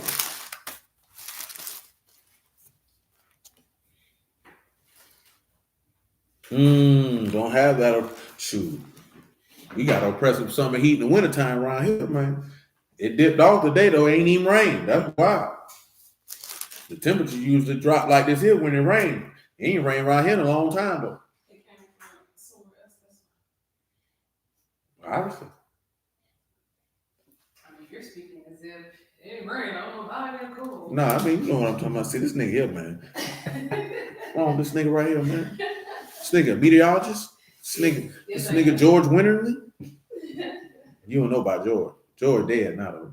But he was the weatherman on Channel 4. George was all right with me, man. You know what I'm saying? You talking about time we get some cold, nigga. Shoot, we'll be gone tomorrow. Shit, that's what you talking about, nigga. We live in Florida. Nigga talking about time we get some cold. I don't understand how niggas come to Florida and want cold. Go where it's cold. No, it ain't been cold for real for a long time. They said it's cold. That's too cold. Yeah, on a consistent basis. Like, yeah, tomorrow's gonna be 68, then 75. Oh, look, it's gonna be cold for the next couple days. So cool, would you say? It's gonna be one hot day, 78. That's it. Yeah, no, I be especially people who move from up north down here. Man, I can't wait for it, man. Go back where you came from that, my nigga. Man, let me tell you something. They just want to be cooler, you know. Listen, Yeah. most of y'all wasn't alive, or you not from here. I already lived through that. I'm good. Once the weather switched in about 04 and 05 and it wasn't really cold no more, I was good with that. Because we done dealt with them days around here in the teens and in the 20s and highs in the 30s in December. See, people can realize, because it used to get real cold in North Florida, like consistently. Like from the fair all the way to February. You know what I'm saying? It was very rarely we'd be like, yo, it's Thanksgiving and Christmas, nigga. We got shorts on like this here, like we live down south. Like, they ain't really do that for real. You know what I'm saying? He say, for someone that used to have a vehicle with no AC in the summer Florida, I used to pray for times like this. You know what I'm saying? And I understand. You know what I'm saying? You don't like being super hot. Florida ain't the place for you. Oh, shoot, I done hit the wrong button. That would make it say she don't like being super hot. But being one from her, I don't tolerate heat well. Talking about 60, 70, shoot, you in the wrong spot. You're in the wrong spot. Because what I'm telling you about, by the time March get around, you can cancel Christmas by that. You might have a few cool nights. Oh, yeah. That's summertime. Yeah, one March get here, boy, you might as well go ahead and cancel Christmas. You know what I'm talking about? It ain't finna be cool again. Maybe, shoot, I'm gonna say for the last 10 years running plus, man, they ain't really been cold for real at all. Not for like a string. I'm telling you, boy, in the 90s, when I say I'm talking about from like 90 to about 99. Now, even shoot, from about 90 to 2001, because I really noticed the temperature changing in like 04. Yeah, but if you like 90 to about 2002, 2003, oh yeah, man, you talking about mid-November all the way to February, it's going to be brick out this hole regularly. I remember one year, I think it was 08, it was cold shooting until March. Yeah, regularly. You know what I'm saying? Like, this ain't even no cap. Like, nigga, we usually really used to have like real deal winter clothes. Now, you might have an aspect where it warm up. But boy, I can remember days when we was in high school, boy, 55, 60 max. Nigga, that's the high, nigga. You know what I'm talking about? Nigga, it cold as hell out this hole. And they be like, 60 ain't cold. Yeah, but that hawk cutting though. Yeah, that hawk cutting, man. That hawk down here ain't that up north hawk. Tell you that right now. You know what I'm saying? And then you talking about if you live by the water, or if you live by that beach or you live by that river, boy, that hawk cutting through, man. I'm talking about as soon as you step out the door, your nose running, your eyes running. You know what I'm talking about? And you like, God damn, boy, I'm going back to the house. Nigga, I used to be outside selling crack in that. You hear me? Man, I went up north and it was cold. I'm like, nigga, I don't even need no jacket. It ain't even cold out here. And in the temperature in the 30s, it's snowing. Nigga, I was in Atlanta, nigga, it's snowing. It's cold as hell out there. I ain't got no jacket on, nigga, smoking weed. Like, this ain't cold. I can deal with this. Hey, freak. I can deal with this. But I'm telling you, like, nigga, It used to be cold, bro. It used to be cold, bro. I'm done with blizzards and snowstorms. Yeah, it used to be cold. Yeah, it used to be cold around here, man. You say you 38, I'm feeling old and safe. I know that's right. Come on, man. It used to be cold. It used to get cold around here, man. Now, you know, it was just 80-something degrees around here, man. People be crying, it doesn't feel like Christmas. No. It was 80 degrees, but it was cool. It wasn't no summer. Nah, we were talking about when people be complaining about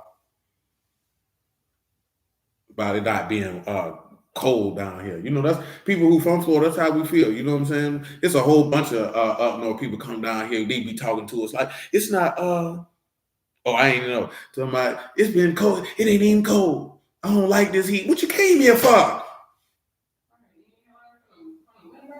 Yeah. I ain't even know you be getting on YouTube free. I'm like, what you came here for? Shoot, I'm from here, so I don't know nothing but heat. You know what I'm talking about? So I'm good with it. I don't want to be cold. Time to catch you some sun. Now it do be humid though. You know what I'm saying? And I get it though. If you not from here and you ain't used to, you be like, damn. I know people really be Quinn. What's happening, man? I know people really be wanting it to be cold because they be wanting to get fly. You know what I'm saying? You can't really put your winter fly on down here because you ain't gonna be able to wear it because you finna be sweating. You say you're supposed to have a 3-day storm in Chicago tomorrow. Nigga couldn't pay me to go to Chicago this time of year. Boy, stay safe out there. What? Now that humidity do get disrespectful, but I'm gonna tell you, man, once September comes, the humidity start leaving out the air, so that 80 be a little different. But I ain't gonna lie. When people said it was 85 out there, they were lying to me. Cause boy, I was out there working in it. It wasn't no 85 out there, boy. It was hot out that hole. You know what I'm saying? I don't care what they talking about. They be the ones from New York, been down here 17 years, holding on to their accent, complaining that was. Now I get it though, because you could get fly in the winter. Because that's why I mentioned that. In the 90s, you know what I'm saying? We could get fresh. I remember my mama bought me a Jordan jacket. All right. I don't know what you call them jackets. This jacket went all the way down to my knees. But it wasn't no trench coat. No, I said the trench coat. Yeah, I seen it. yeah, I had a trench because we needed it because it really got that. It was really that cold. You know what I'm saying? Like I seen the girl I know. She was like she wouldn't talk to a dude who didn't have a coat. I found that funny, but she lives somewhere where it's really, really cold. So I know why she said that. Your priorities out of whack. Because like we don't got no pea coat. You don't wear no pea coat down here, man.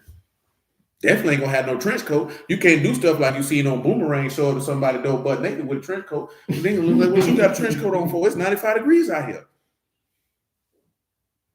That's why we were looking at them young boys with them hoodies funny. So you already know why they got them though. Yeah, they got that burn on. You know what I'm talking about? But come on, man, ask these folk, man.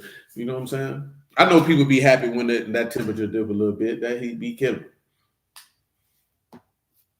I don't care for it because of that hawk. See, if we ain't had that hawk, it'd be different. How you say that humidity and that heat? Well, I've been living in this cold with that cold air my whole life, man. I don't like that, John. That wind down here disrespectful. Then you talking about baptizing people in that water too? What that water? You was out there with it. You weren't out there. Well, that year we did that in 2016, I always remember because it was windy and the water was cold. That's how you get the moment. What we at? Verse 12. You say, yeah, Dante said you can really have. Yeah, you can get fresh in the wintertime, man. You can't do that down here, man. Not like other places. He said it double it and give it to Alabama, huh, man? Yeah, we was on the beach. Now, there was one year we was on Mayport. We was on Atlanta Beach. But that when Brother Otis came up from Orlando. But then we did one in Mayport. It was brick out there, too. You say you were born in Chicago and live in Massachusetts. I'm going to pray for you. You got it bad. I was going to take one out. He said, I love the cold. I said, I don't know how you do it, boy. And so, clearly, some people just did it. Yeah, I mean, obviously, because they like the seasons. Yeah, that's what I was telling somebody the other day too. And see, we don't have no season transition. That's what they like. You know what I'm saying? Where you go from summer, then you get your fall, and then you get your winter. We don't have none of that. For real. We got the mid-season, summer, And winter. winter. Summer and winter. That's it. Autumn, we got autumn. Yeah, That's the in between. It's the beginning of winter. yeah, that's not when people be down here be complaining about how it's cold. It's no transition. You know what I'm saying? It's just going from hot to nigga, it's brick, and then it's hot. Yeah, good transition. No, not like other places though. Where People like to change at the senior, how the colors change. People, that's what I'm talking about. They that like all that there, you know, the gradual dipping of the, you know what I'm saying? The people up there ain't got no 80-degree November day, and then it's 50, and then 75. Oh, that's what you're talking about. I'm thinking you're talking about the season. I'm like, it do slowly wing itself until it gets cold. Versus if you up north and it's July in Detroit and you like, what? Like, what's the summertime? It's 73 degrees. Yeah, that's all. There's no really no, you know, they know September, October is the gradual before real deal winter hit. You know what I'm saying? But here, you know, shoot, September comes hot, October still could be hot. You know what I'm saying? Then you get November, maybe hot, could be cool. Then it's hot, then it's cool. Then it starts at 40. No, not 40. Then it starts at the other day. This happened. It started at 32, warm up to 73. I mean, that's just because we right in the middle. We fight between the north and the south. You know what I'm saying? Don't too much. They said that boy had a skull and a scarf on watching him. That boy definitely did have a skull and a scarf on. That nigga was extra as hell. That nigga wasn't cold. That nigga just wanted to put that scarf on. Go ahead, man. Say now, therefore, go, and I will be with your mouth and teach you what you shall say. And he said, O my Lord, send, I pray you, by the hand of him whom will you send? And the anger of Yahuwah was kindled against Moses, and he said, is not Aaron the Levite your brother? I know that he can speak well, and also behold, he come forth to meet you. And when he see you, he will be glad in his heart. You shall speak unto him and put words in his mouth. And you do what? Speak unto him and put words in his mouth. Now pause. Now remember, he said Moses would be as a god and Aaron would be as prophet. So again, you look at the facilitation of Mashiach teaching his apostles, because Moses got taught by God, and he who was taught by God is teaching Aaron. Just like Yahushua was taught by his father, and then he teaches apostles. You see how that works? Go ahead. And I'll be with your mouth and with his mouth, and will teach you what you shall do. And he shall be your spokesperson unto the people. He should be your who? Your spokesperson. Tell him what a spokesman is. That is the bar to speak. That's the one going to speak that word. Now give him John 13 and 20, man, on the high, man. Make it 13 and 18, because that's just how I feel. Shoot, 16 in my brain, so run that. John 13 to 16. It say, truly, truly, I say unto you. What he said? The servant is not greater than his Lord. So like, neither he that is sent greater than he that sent him. That's right. If you know these things, happy are you if you do them. I speak not of you all. I know whom I have chosen, but that the scripture may be fulfilled. He that eat bread with me have lifted up his heel against me. Now I tell you before it come, that when it has come to pass, you may believe that I am he. That's right. Truly, truly, I say unto you, he that receive whomsoever I send, receive me. Whosoever receive whomsoever I send, receive me. And he that receive me, receive him that sent me. So guess what? He finna send Aaron, so whosoever receive Aaron receive Moses, and if they receive Moses, they receive who? Yahuwah. So let's come back to Exodus 4. Read verse 16 again. And he shall be a spokesperson unto the people, and he shall be to you instead of a mouth, and you shall be to him instead of Elohim. You shall take this rod in your hand, wherewith you shall do signs. Wherewith you do what? Do signs. Now pause. Now we're going to go to 1 Corinthians 14. Now we're going to go to 1 Corinthians. Now he said, now we're going to read that back end, right? I hit the wrong thing. Hold on. Because I got to make sure we start right where we need to start at. Because he said this is where they're going to do signs. Now, when we get to 1 Corinthians 14,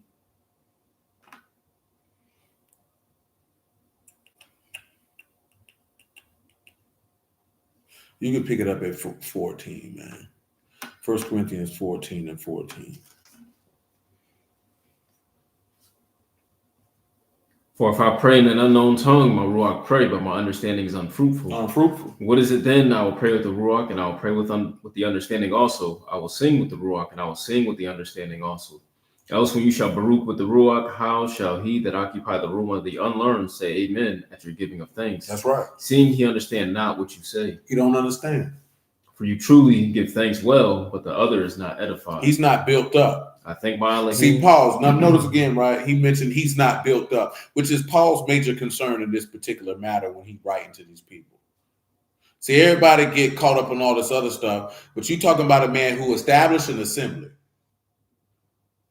He's concerned with these people's well-being and their ability to be built properly so they can become who it is that the Father in heaven desires them to become. See, everybody likes to nitpick about all this other stuff, but they're not looking at the actual human element because you're dealing with a man who actually cares about the people he's serving. Now, I mentioned that because I said that before, man. It's about winning souls. It's about the life that is given through the word, man. That's what he was concerned with. Okay, you prayed in this unknown tongue. You did all that. That's great. But the man sitting next to you, he didn't get no value or benefit out of it. So how good was it really? You know what I'm saying? See, most people want to be performative and you want to do all this extra stuff, man. You know what I'm saying? Like, nah. Now we're going to get into the point of what he said, what we done talked about before when people say, okay, you ain't got the spirit if you don't speak in tongues. Paul going to tell you what tongues are. Go ahead. Say, I think by Elohim, I speak with tongues more than you all. He said, I speak in more different languages than all of y'all. Yet in the assembly, I had rather speak 5 words. He said, but in the assembly, I'd rather speak what? 5 words. And what happened? With my understanding. With my what? With my understanding. My God. Paul. Now, we just talked about that. We know the son of Elohim was coming, giving us an understanding that we may know him that is true, and that we're in him that is true. This is the true, this is the true Elohim. You know what I'm talking about? Mm-hmm. Remember, he said, and he opened their understanding that they might understand the scriptures. So this man telling you, I'd rather come in here and speak 5 words of the testimony that I received not from man, nor did I confer with flesh and blood, than to stand in here and speak in tongues. Like I said, man, it would be a beautiful thing if he gave you the gift of healing people. But the gift of healing people, that's a sign and a wonder. That's a palah. That's an extraordinary word. That don't build nobody up who already believes. You have to remember something. When you in an assembly, you're supposed to be in a gathering of people who already believe. Now, when we go back to Exodus 4, when Aaron and Moses go to the people and show them the signs, them people didn't believe because they never heard of the man to believe on him in the first place. They didn't know God. Continue, sir. 1 Corinthians 14:1. 19. Verse 19. So yet in the assembly, I had rather speak 5 words with my understanding, that by my voice I might teach others also 10,000 words in an unknown tongue. Brethren, be not children in understanding, howbeit in malice be you children. Be children, but in understanding. Be men. And understanding. Be men. And understanding. Be men. You got to be a man, blood. You got to be a man. And that's too many people's problem. They're not men. You can't step to other men, and especially in these days and times, unfortunately, demand respect from women, and then you're not a man, bro. And I'm not even talking about you being a man based off of your social status. I'm not talking about you being a man based off of your financial availability. I'm talking about you literally being a man in character, code, conduct, and honor, my nigga. You know what I'm saying? Because I'm going to tell you something, man. If a woman got any womanliness in her, she can't respect no whole nigga, bro. She can't do it. It's not in her to do it. You know what I'm saying? I'm not saying that to be funny or nothing. It's not in her to do it, bro. I don't care what. And this ain't no black woman thing either, man. This is every race of women on the earth. I don't care if she's Asian. I don't care if she's Arab. I don't care if she's white. I don't care if she's African. It's not in them, bro. If that junk is diametrically opposed to their nature, it is repugnant and repellent to them. Once they see that you're not a man, bro, it's something in her that says disrespect this bastard. You know what I'm saying? It's not even something consciously that they seek out to do. It's just repugnant to their nature. Like, this man is not a man. Her womb dries up because she know her offspring does not. It's a innate, you know what I'm saying, survival mechanism that's in all human beings. It just click in her brain. My children have no chance of survival if I replicate this whole nigga's DNA. Like, straight up. This is something that I observed, as I told you before, as a teenager, bro. I seen this as a teenager, bro. I noticed early as a young man, like, boy, a woman gonna size you to see if you a pushover or not. And if she see you a buster, she gonna step all over you. And if she see you a man, she gonna respect. She may not fool with you in the capacity that you might want to fool with her in, but she gonna respect you though. Like, you can't be no sucker. And that's the problem in 2025. It's too many sucker niggas. It's too many old niggas out here, man, who demanding stuff from women, bro, and you not that type of dude, bro. She can't respect you like that because you're not a man. You're jelly back. You know what I'm saying? Yellow belly. You're spineless. You know what I'm saying? For real, bro. She can't do it. He said in these days and time, it's safe to say that if he was to go do a wonder, it would be in the body of unbelievers for the most part. And that's why I mentioned all that, because when you look at when the apostles were going forth, working all the signs and wonders, remember, this is right after this man done resurrected from the dead. Ain't no assemblies been built. Remember, he said that I will go before you and you do signs and wonders. And it's that in the third week. You can read it for him. Get a Mark 16:17. Man, and look at, man, I ain't telling y'all what I just said because I'm in the word, but I lived my whole adult life by that because I seen that early. On top of what I told you, Big Cuz taught me early, man. He said, with a woman, man, don't let nothing slide. He said, you got to check everything. And he wasn't talking about being disrespectful, screaming, cussing, and calling out. He wasn't talking about that. He was like, if she's showing improper behavior, you got to call her on that right then. And you can't let it slide. Because it's like, she got to respect you. You got to be able, we crack jokes about it now because of Cat Williams saying you got to tell Puffy no, but you got to be willing to look a woman in the face and tell her no. And if you lose the access to intimacy for doing it, then so be it. But you have to be willing to tell her no and stand on whatever principle you stand on and not compromise that for the opportunity to have intimacy with somebody. Because see, if you compromise yourself through the opportunity of physical intimacy, bro, you're not a man. And she knows that. She can smell it. She gonna take advantage of you. That's why I was tripping when dude was like, you get with, you know what I'm saying? You got to feel like you can't breathe without a nigga. No. Nigga, no. Nigga, no. No. I can't breathe without you, because once he take his breath back, I'm dead. The reason why, and I know people might mean by that, but I'd be in all serious honesty, right? You can't never be like that with people because everything comes to an end, blood. Everything. That woman might die one day. She could leave. You know what I'm saying? You can't never be that intertwined with somebody talking about, I feel like I can't breathe without her. Because then you'll compromise yourself to keep them.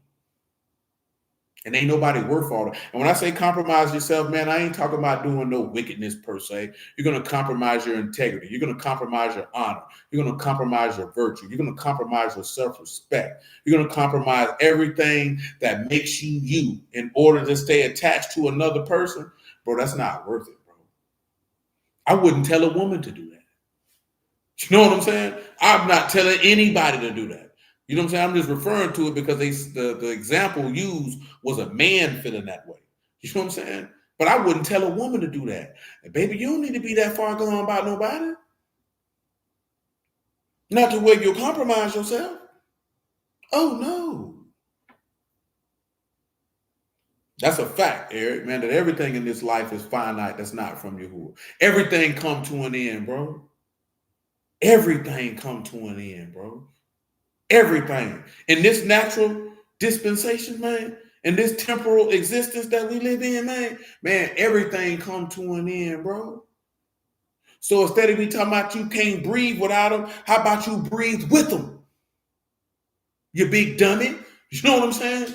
That's what people's problem is. You're not appreciating because you want every interaction to be some fantastical, memorable event instead of just valuing every second you get a chance to be with the people that you love and care about. Because that's the most important thing, the time you share with people, man. Not necessarily where you at or what you doing, but the time. That's why if they die or when they die, you won't be walking around here with that extra stuff capping, having regrets and all because you really ain't do right by this person or you ain't really go see this person like you supposed to. That's why you go on the extra mile.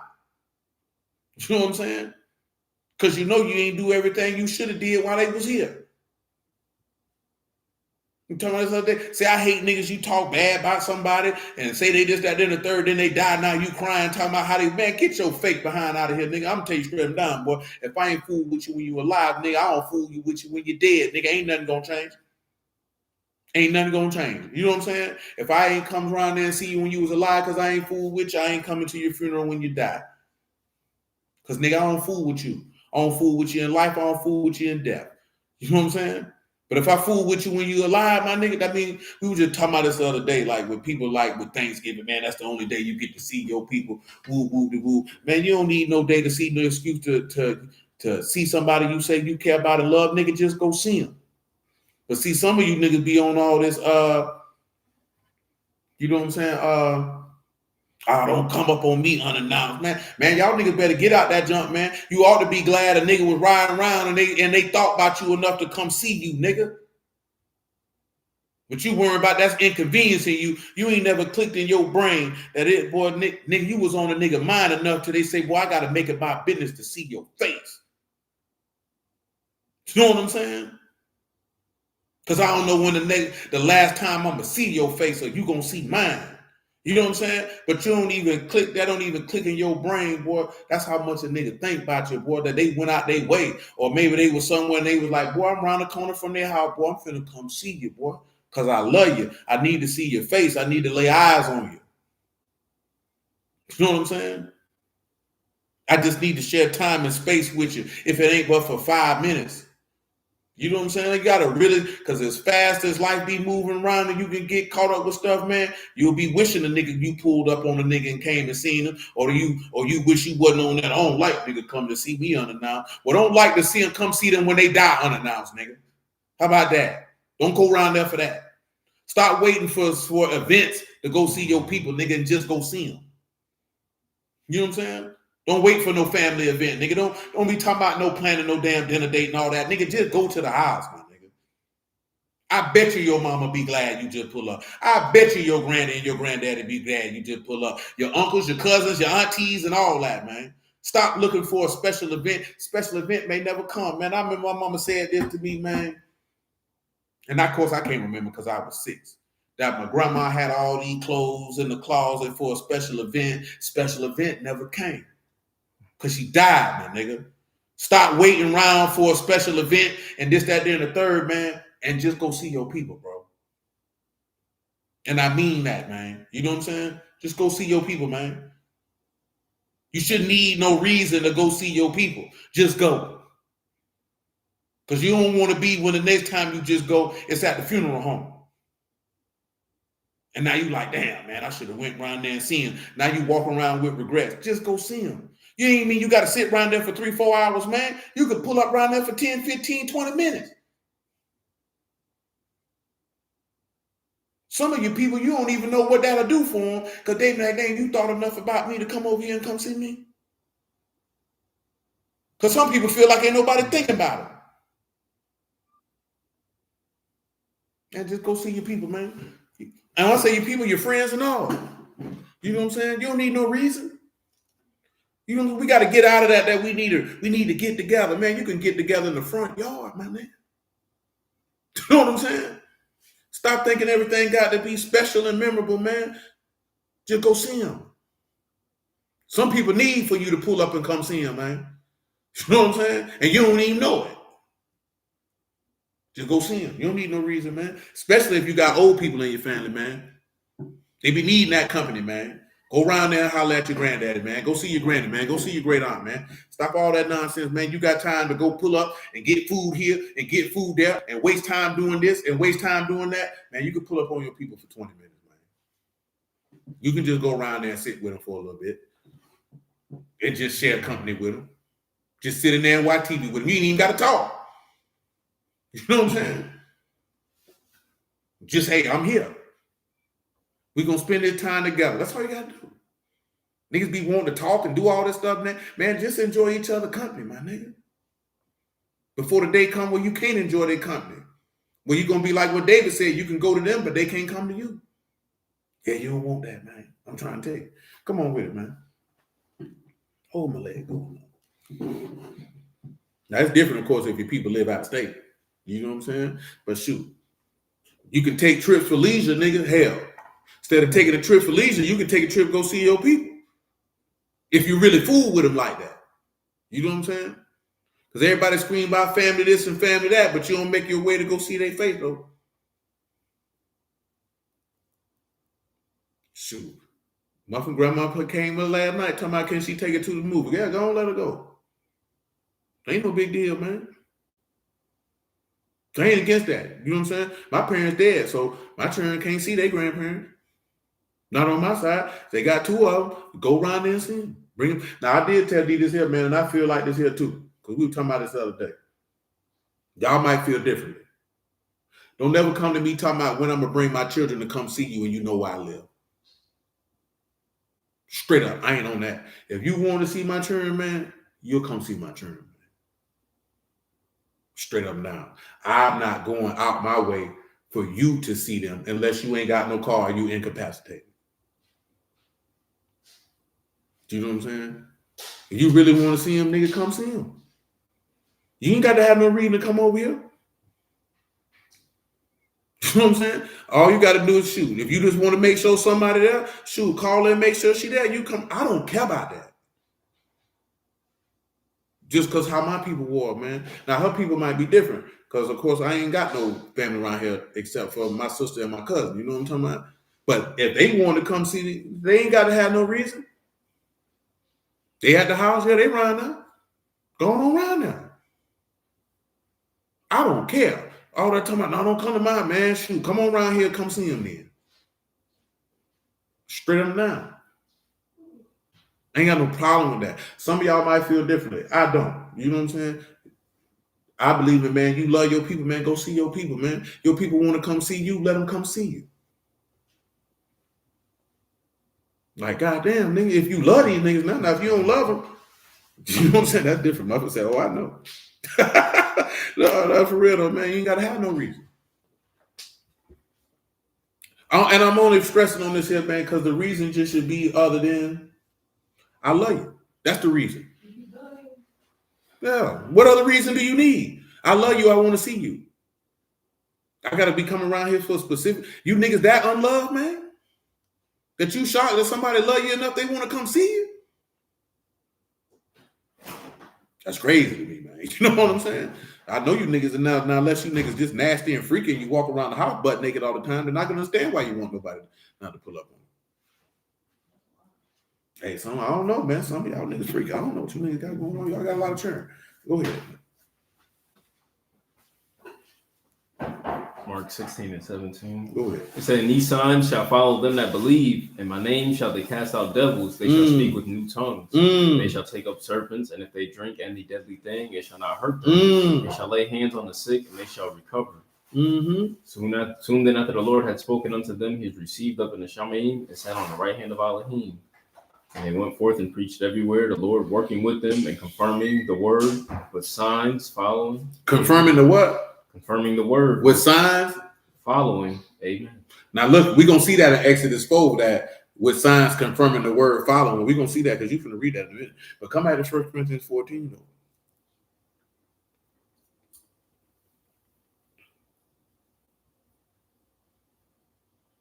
He said, what do you think some people get to saying when everyone shouldn't be welcome inside your home? This is like a superstition. Nah, some niggas evil as hell. That's what niggas mean by that when they say everybody shouldn't be welcome in your home, because some people sour as hell.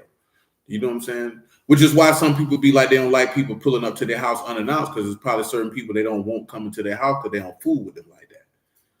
You know what I'm saying? But me personally, I would think anybody who would just pull up to your house, they fool with you like that. Y'all fool with each other like that. You know what I'm saying? But you got weirdos, man. Your house is your sanctuary, for lack of a better term. That's why a lot of black folks don't even like to let people know where they live at. Because if you know where I live at, that means I got to fool with you if you know where I live at.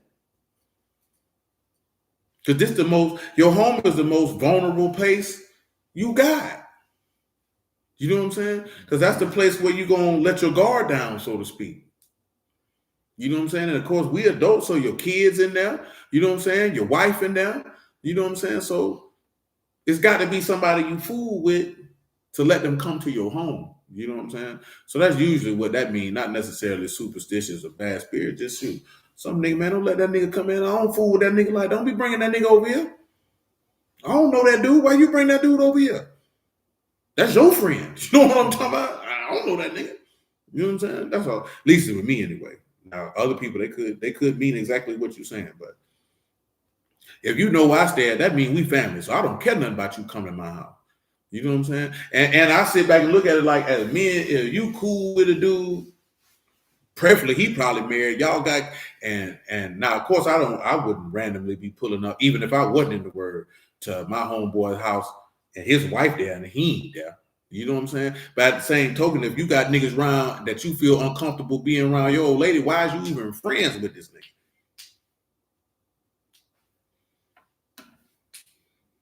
So I don't want anyone to bring someone with them that I don't know without. Yeah, I mean, that's common courtesy. Most definitely. That's common courtesy. To let somebody know I got somebody such and such with me and you don't know them. You know what I'm saying? But I definitely tell you, don't bring nobody to my house and you know I don't fool with them. Because I promise you that I ain't going to fool with you after that. If you already know like I don't fool with them and you brought them to my house, man, look, I ain't fooling with you after that. I'm gonna feel like Pimp C, man. You trying to get me lined up, man? What you brought this nigga around here for? He said, "Boy, I told you I don't mess with no K rule." When I was younger, that nigga tried to buck me out some paper, dude. He said, "You brought him to the studio. That was the cross."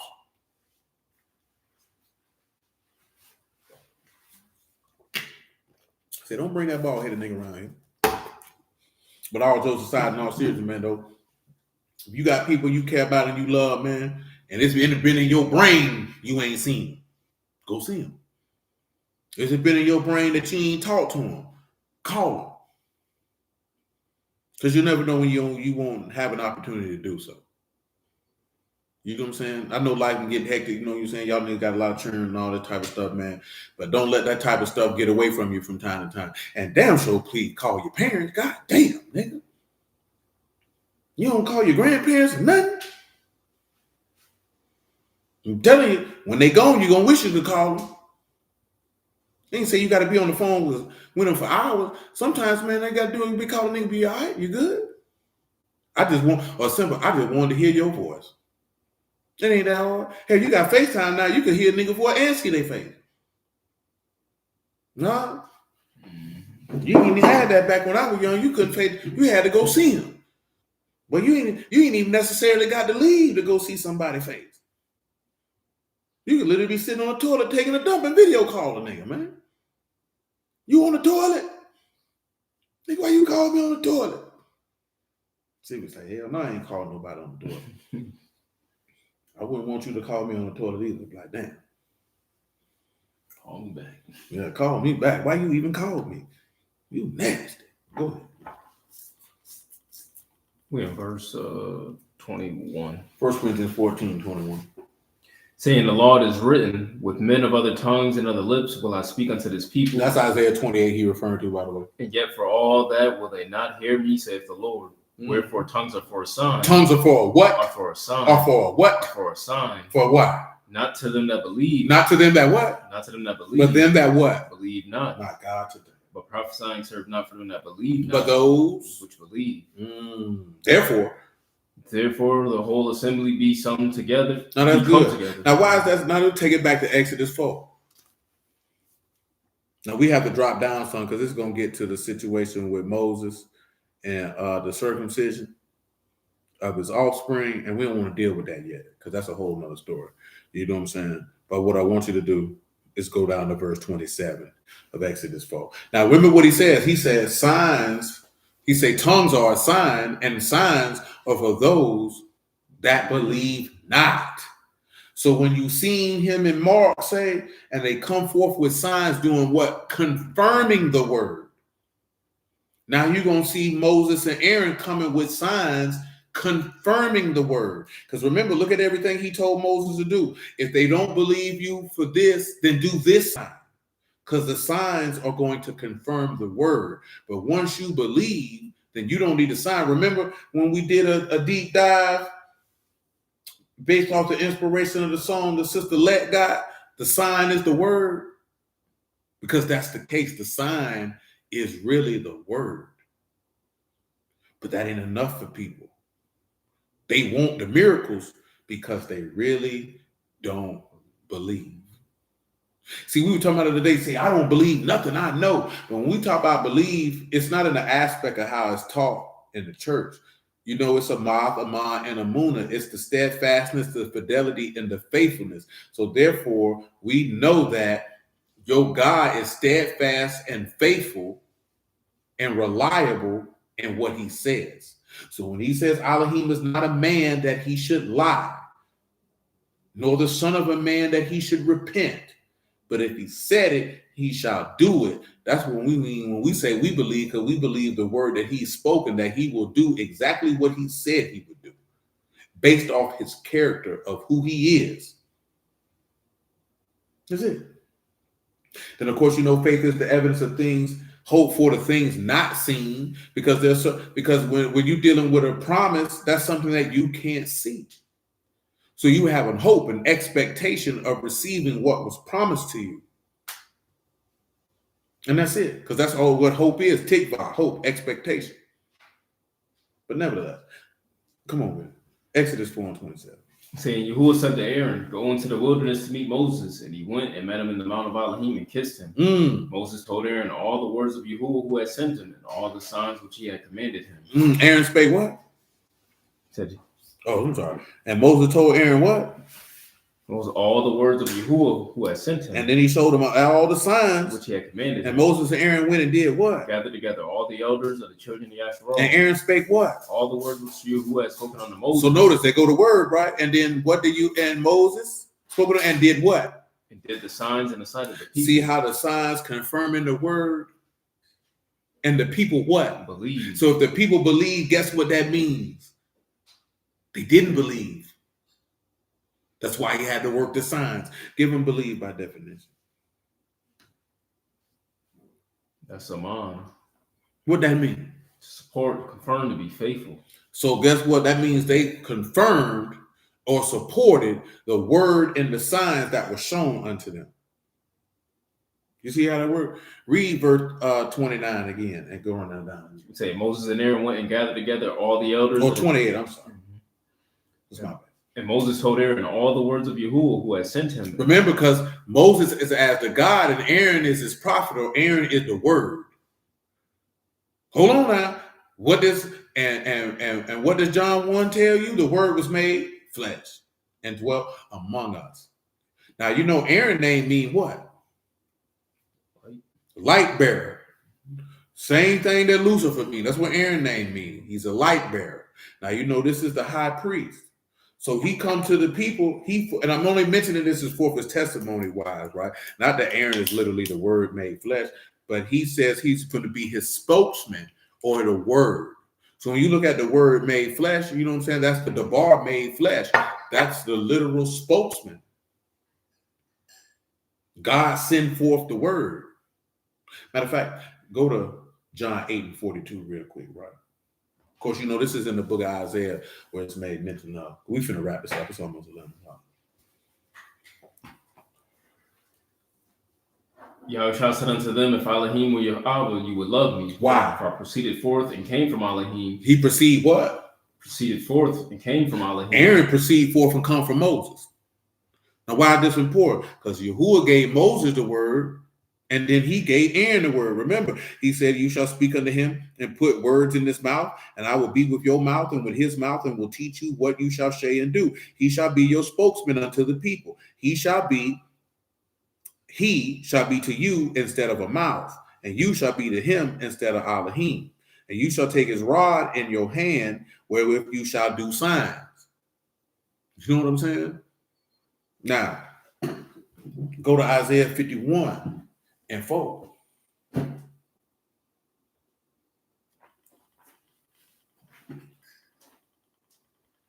Hearken unto me, my people, and give ear unto me, O my nation. Why? For a law shall proceed from me, and I will make my judgment to rest for a light of the people. Boom. Now he said, I'll make my judgment rest for the light of the people. You see how that's bringing both, because we read in 42, he said, break his judgment rest for a light to the Gentile. But he said a law would proceed from him. Now we only mentioned that because he said, I proceed forth from the Father. Now you looking at Aaron, Moses has been made as unto God, and Aaron is his spokesman. So it's as if Aaron is sending forth the word. I mean, Moses is sending forth the word as forth as the similitude is concerned. Now, remember what we read in Mark 16. The signs confirm the word. So read Exodus 4:28 one more time. And Moses told Aaron all the words of Yahuwah, who had sent him, and all the signs which he had commanded him. So pause. Yahushua told his apostles all the words of his Father. That's what it's saying. Mm-hmm. And then we just read he gave him power to do all them signs. Continue. And Moses and Aaron went and gathered together all the elders of the children of Yasharon. And Aaron did what? Spake all the words which Yahuwah had Now what did we read? The servant is not above his master. That's what we read, isn't it? Let's read it again. John 13:16.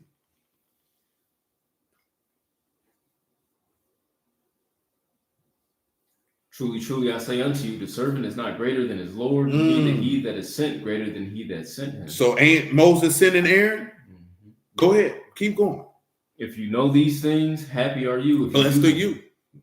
I speak not of you all. I know whom I have chosen, but that the scripture may be fulfilled. Go ahead. He that eat bread with me have lifted up his heel against me. Go ahead. Now I tell you before it come, that when it is come to pass, you may believe that I am he. He telling them stuff that before it come that they might believe. Well, the last one. Truly, truly, I say unto you, whosoever he that receive, whomsoever I send, receive me. He that receive me, receive him that sent. So when they receive Aaron, they receive Moses. And when they receive Moses, they receive Yahuwah. Now let's read verse 30 again, Exodus chapter 4. Saying, Aaron spake all the words which Yahuwah had spoken unto Moses, and did the signs in the sight of the people. And the people believed. And when they heard that Yahuwah had visited the children of Yasharon and looked upon their affliction, and they bowed their heads in worship. Now listen, when the people see the signs and heard the word, they believe. Do you know what I'm saying? When the people heard the word and saw the signs, they believed. That's the same reason why they were working signs during the time of the apostles. Why am I mentioning that? Harken us back to Acts 18. What did we read? He only knew about the baptism of John. That means these people did not know. That was the purpose of the signs. So the signs were confirming the word. But what did we just read? Paul said in 1 Corinthians 14, he said tongues are not read it again. 14:21, man. Read it again.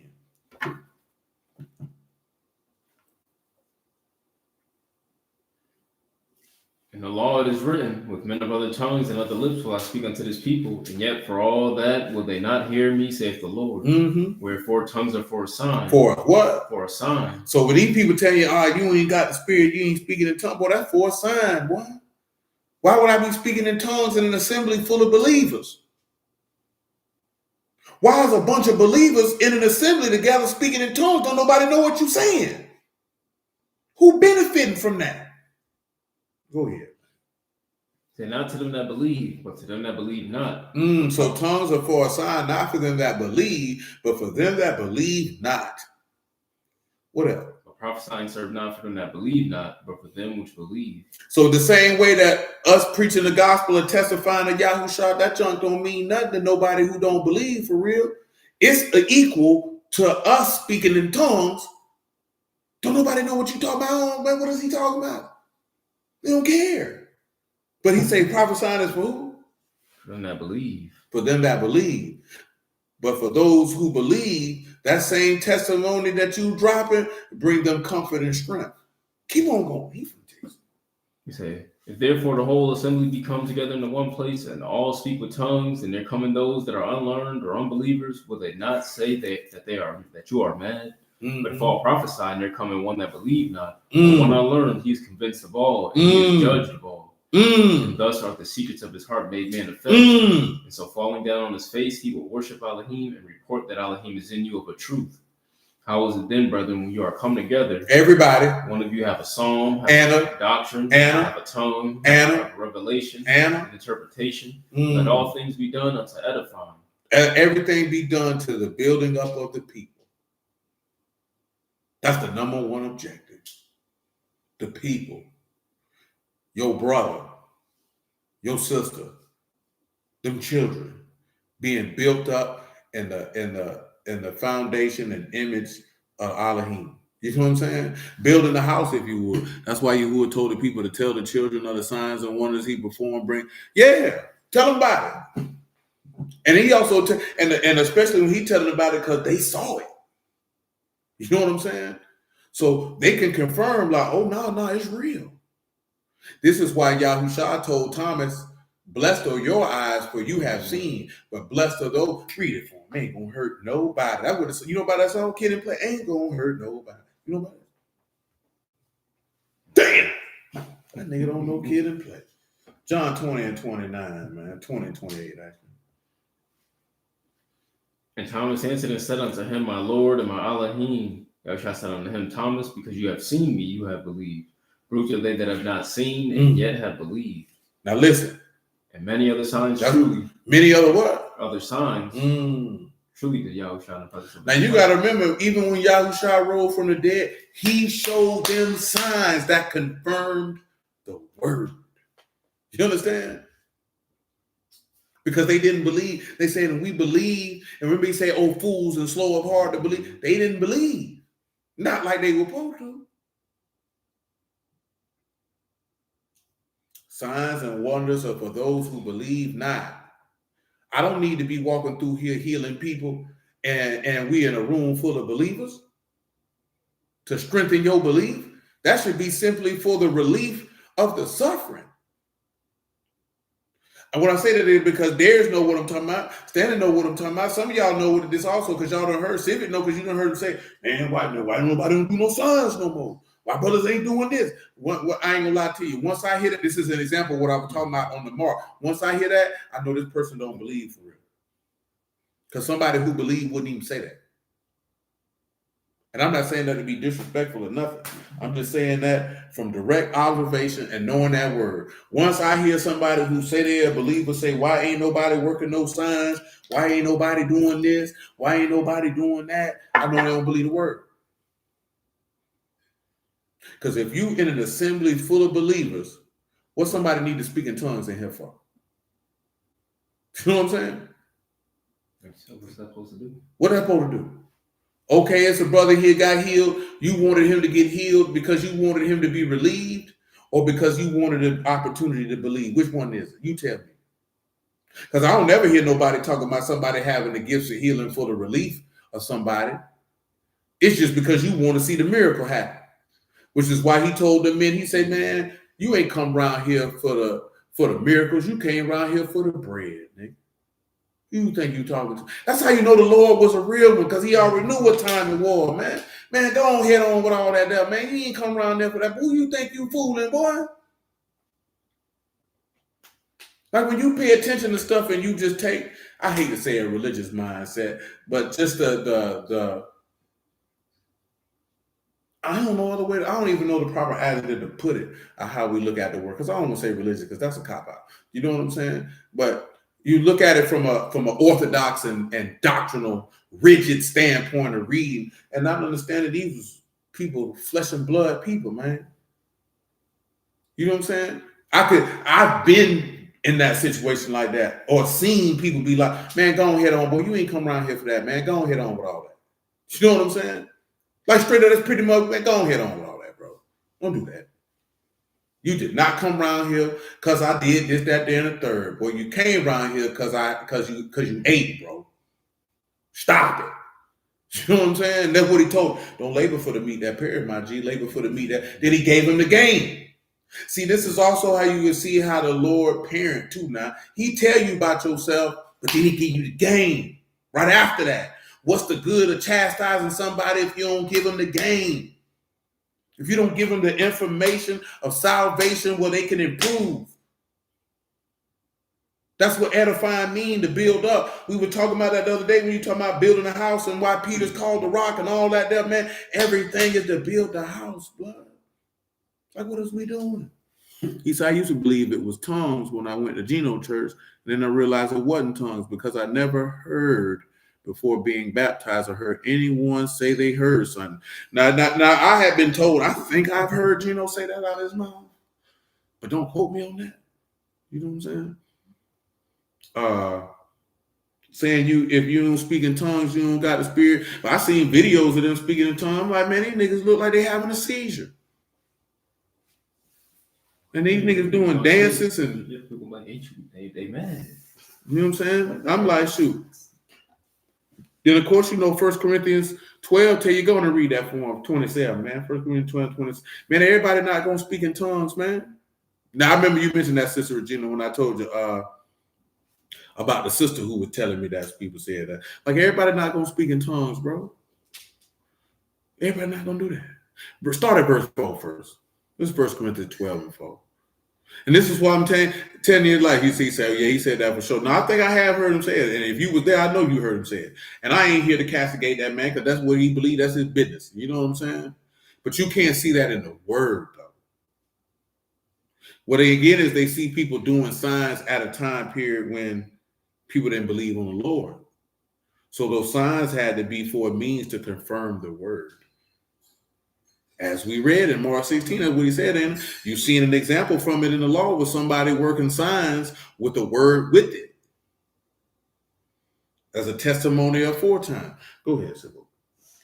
Okay, now there are diversities of gifts, but the same ruach. There's diversity of what? Of gifts. Just tell them what diversities mean, man. Just in case they don't know. They talk about DEI and they know what diversity means.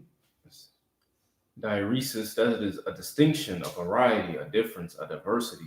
A distinction or a variety. There's a variety of gifts, but the same spirit. Go ahead. And there are differences of administration, but the same Lord.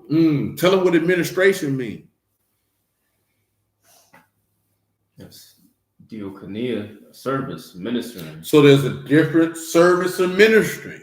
That's all administration means. Somebody who is serving. Read it again from the top. 1 Corinthians 12 and 4. So now there are diversities of gifts, but the same ruach. There's diversity. And there are differences of administrations, but the same Lord. Same master. There are diversities of operations, but it's the same Elohim which work all in all. Go and tell them what operations is, man. You operational manager? It is energema, that is a thing wrought or effect operation, an operation working. A work. Different works, different services, different gifts. That's it. Everybody ain't doing the same thing. Man, you ever seen an organization where everybody did the same thing? No, you haven't. Continue, sir. He said, but the manifestation of the Ruach is given to every man to profit withal. What did he say? Say, but the manifestation of the Ruach is given to every man to profit withal. For to one is given by the Ruach the word of wisdom, to another the word of knowledge by the same Ruach. So you could have the spirit, and if you had a word of wisdom, you got a gift of the spirit because that's the gift he gave you. He gave you Coke Mom.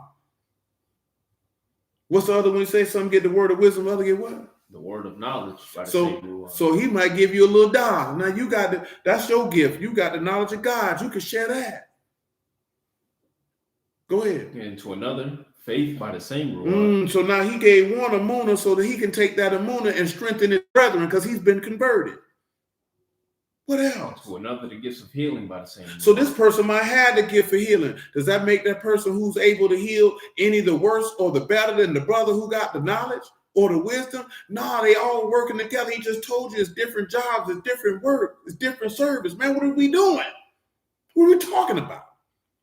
You know what niggas really doing? Making this man junk a competition. Nigga really selfish as hell and trying to cloak it in godliness. Man, I ain't falling for that.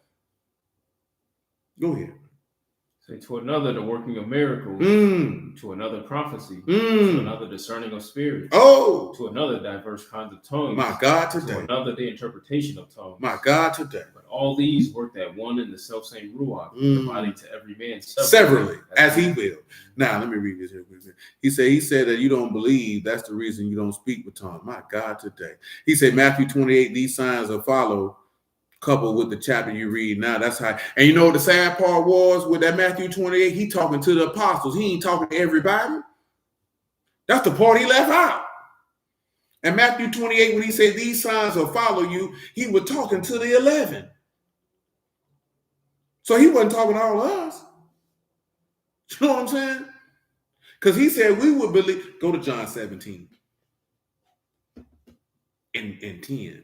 He said, like he said the other day, it's envy working there. Yeah, you could definitely say that, Joseph. Definitely. I think a lot of stuff would also be too, like what he just mentioned. Oh, that proof you don't believe, that's a way for a nigga to keep you up under him.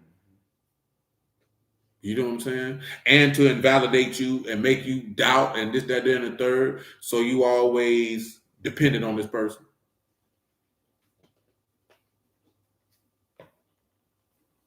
Go ahead. This is what I say? John 17. John 17 and 10. Listen to this. And all mine are yours, and yours are mine. And I am esteemed in them. Remember, y'all talking to his apostles now. Go ahead. And now I am no more in the world, but these are in the world, and I come to you, Kadash Abba. Keep through your own name those whom you have given me, that they may be one, as we are. While I was with them in the world, I kept them in your name. Those that you have gave me, I have kept, and none of them is lost. None of the son of perdition, that the scripture might be fulfilled. What else?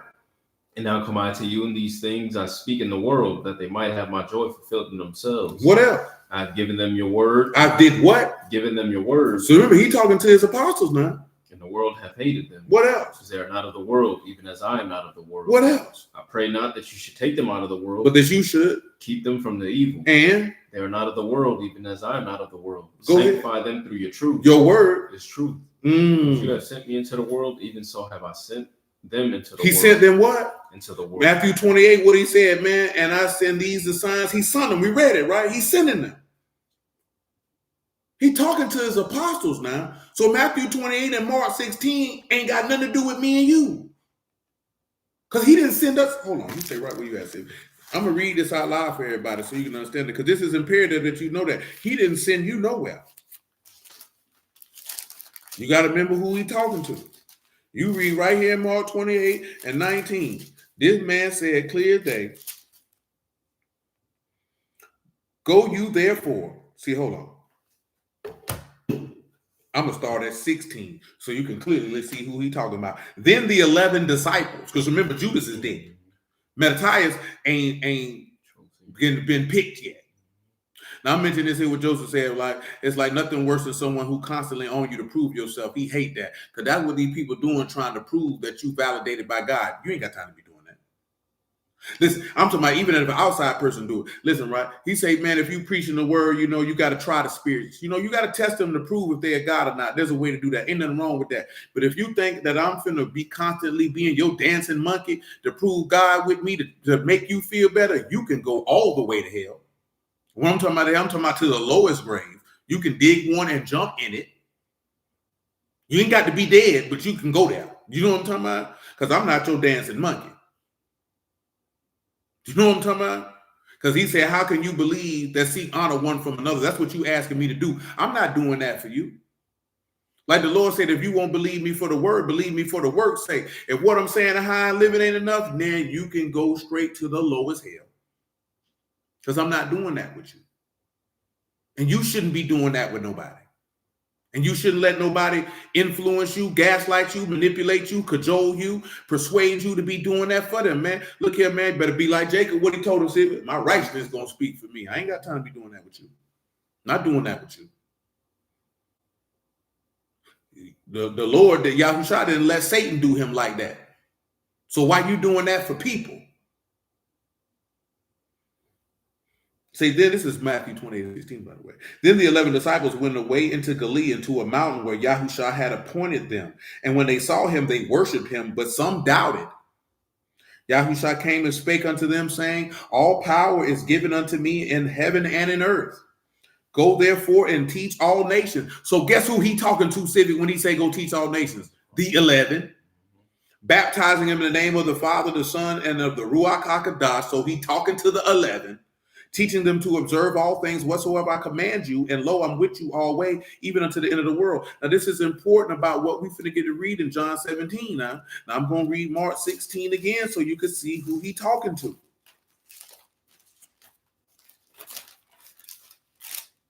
Mark 16 and 17. And these signs shall follow them that believe. In my name shall they cast out devils. They shall speak with new tongues. They shall take up serpents. And if they drink any deadly thing, it shall not hurt them. And they shall lay hands on the sick, and they shall recover. So then after the Lord had spoken unto them, he was received up in the Shamaim and sat on the right hand of Elohim. And they went forth and preached everywhere. So now who is he talking to? Now I'm going to back up in Mark 16. He talking to the 11. Where the Lord working with them, confirming the word with signs following. Amen. So Mark is writing that what he said right here, these men went forth later and preached, and that's what happened. And how do we know he's talking to them? Because in Mark 16 and verse 9, he says, now when Yahushua was risen early the first day of the week, he appeared first to Mary Magdalene, out of whom he cast 7 devils. She went and told them that they had been with him as they mourned and wept. And when they heard that he was alive and had been seen of her and believed not, and after that he appeared in another form unto the 2 of them. And as they walked and went into the country, they went and told it unto the residue, neither believed they them. And afterwards he appeared unto the 11 as they sat at meat, and upbraided them with their unbelief and hardness of heart, because they believed not them which had seen him after he was risen. So when you see the rest of that from saying, who he talking about? The 11. This is who he's talking to. So when you go back to John 17, man, where we start down on that? We have 3 hours. We gotta get off of here. Move it. It's saying, for their sakes I sanctify myself, that they also might be sanctified through the truth. Listen. Neither pray I for these alone, but for them also which shall believe on me through now, their word. I don't pray for these alone, but them that shall what? Believe on me through their word. Through their what? Through their word. Through their what? Through their word. So the signs that can, the word and the signs that confirm together, that's for you to believe. You know what I'm talking about? So that's how you can see that's who he talking to.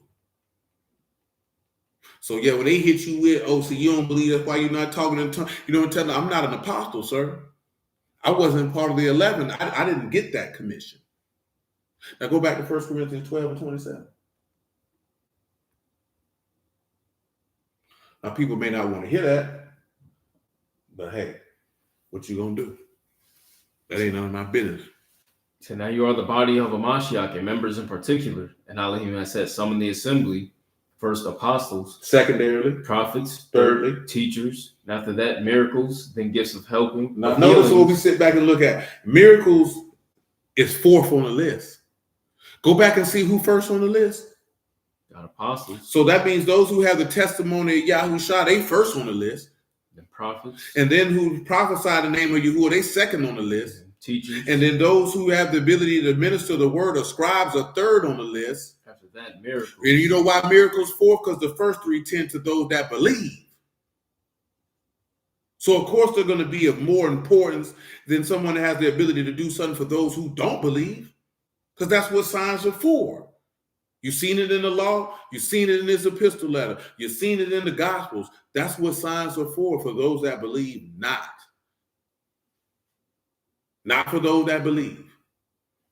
Because those that believe on the strength of the word. Do you notice that Abraham did not sing a single solitary sign?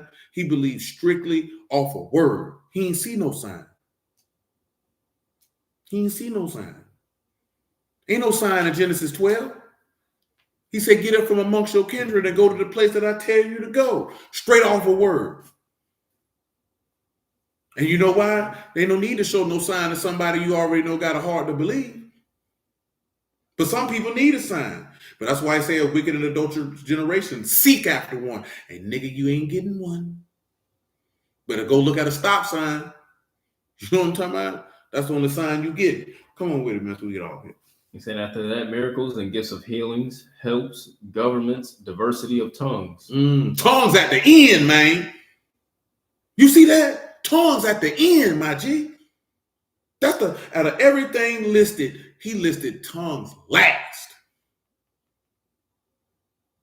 But these boys make you feel like tongues is first. Go ahead. So are all apostles? Are all what? All apostles. Are all prophets? Are all teachers? Are all workers of miracles? Are all have all the gifts of healing? Do all speak do all speak with tongues? Do all interpret? But covet earnestly the best gifts, and yet show I unto you a more excellent way. He said, desire the most what? The best gifts. Just read verse 1 of chapter 13, man. Look what he say he desired for you to have the ability to do. Though I speak with the tongues of men and of Malachim and have not love, I'm become a sounding brass or a tinkling cymbal. And though I have the gift of prophecy and understand all mysteries and all knowledge, and though I have all faith, so that I can remove mountains and have not love, I am nothing. I'll drop to the second to last verse in that chapter. That's what he's going to say, what I want you to read. So when I was a child, I spake as a child, understood as a child, I thought as a child, but when I became a man, I put away childish things. Say, for now we see through a glass darkly, but then face to face. Now I know in part, but then shall I know, even as I am known. And now abide faith, hope, love, these three, but the greatest of these is love. Let's still hear what I want to hear. Let me look, man. I'm looking for when you say, hey, if you desire anything, it might be at the beginning of chapter 14. It is. 14 and 1 is what I'm thinking about. We started at the back end of the wrong chapter.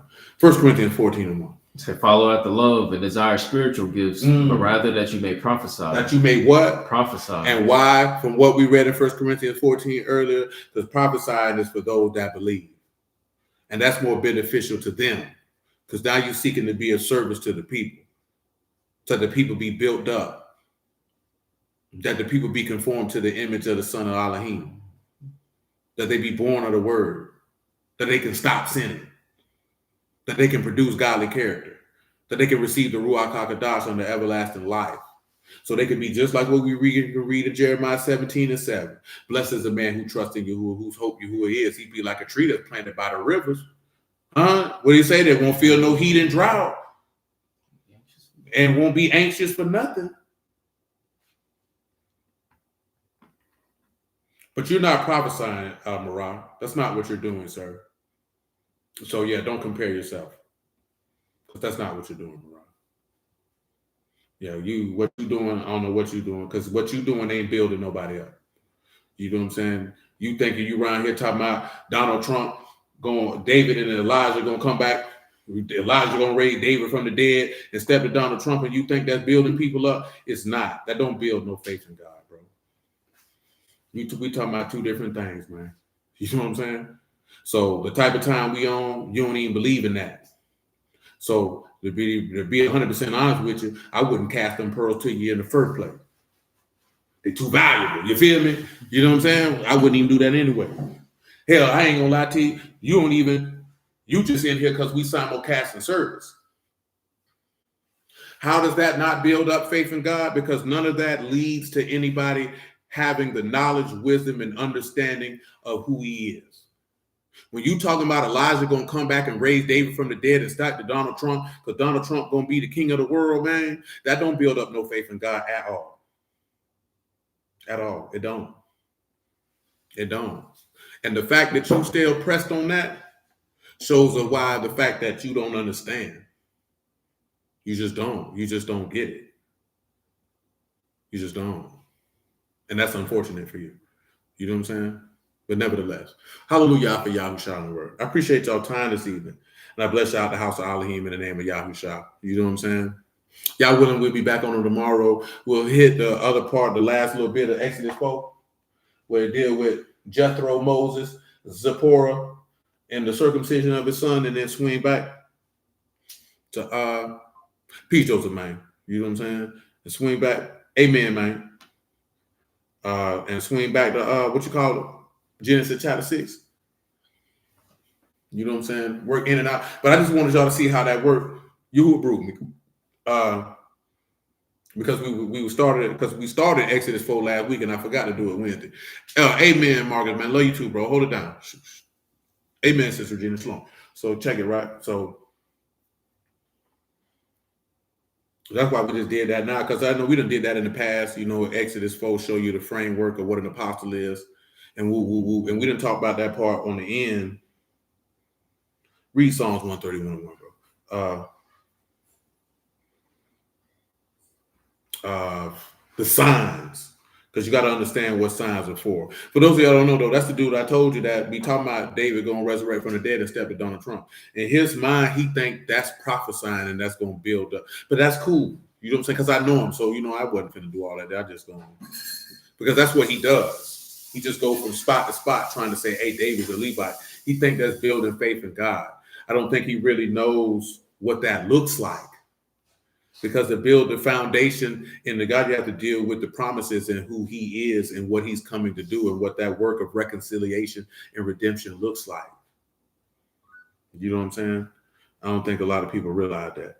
But read that Psalms 131:1. Yahuwah, my heart is not haughty, nor my eyes lofty. That's right. Neither do I exercise myself in great matters or on things too high for me. And we didn't talk about that. I told you that the other day. I don't do that. I don't deal with things. Oh, you good? You good? There ain't nothing to apologize about. I don't exercise things above my pay grade. Because that's not none of my business. You know what I'm saying? But just like we mentioned earlier in Deuteronomy 29 and 27,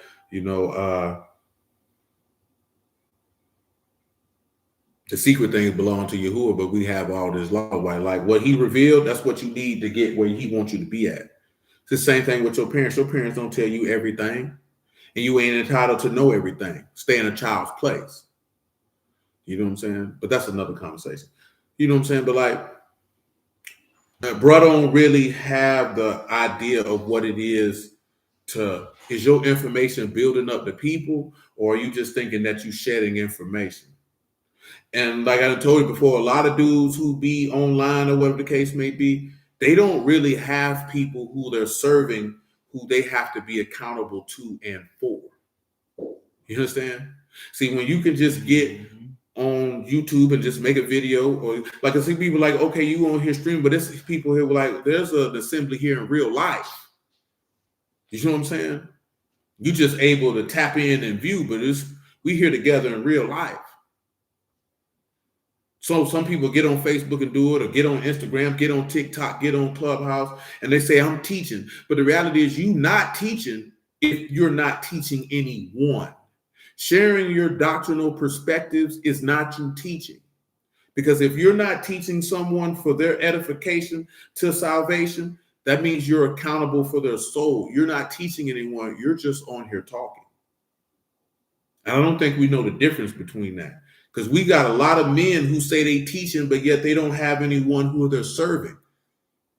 So were you given the gift of the Spirit to be able to teach? Because then we hear that's number 3 on the rank list, ain't it? But so if he gave you this ability by his Spirit, why is there not anyone you're responsible for?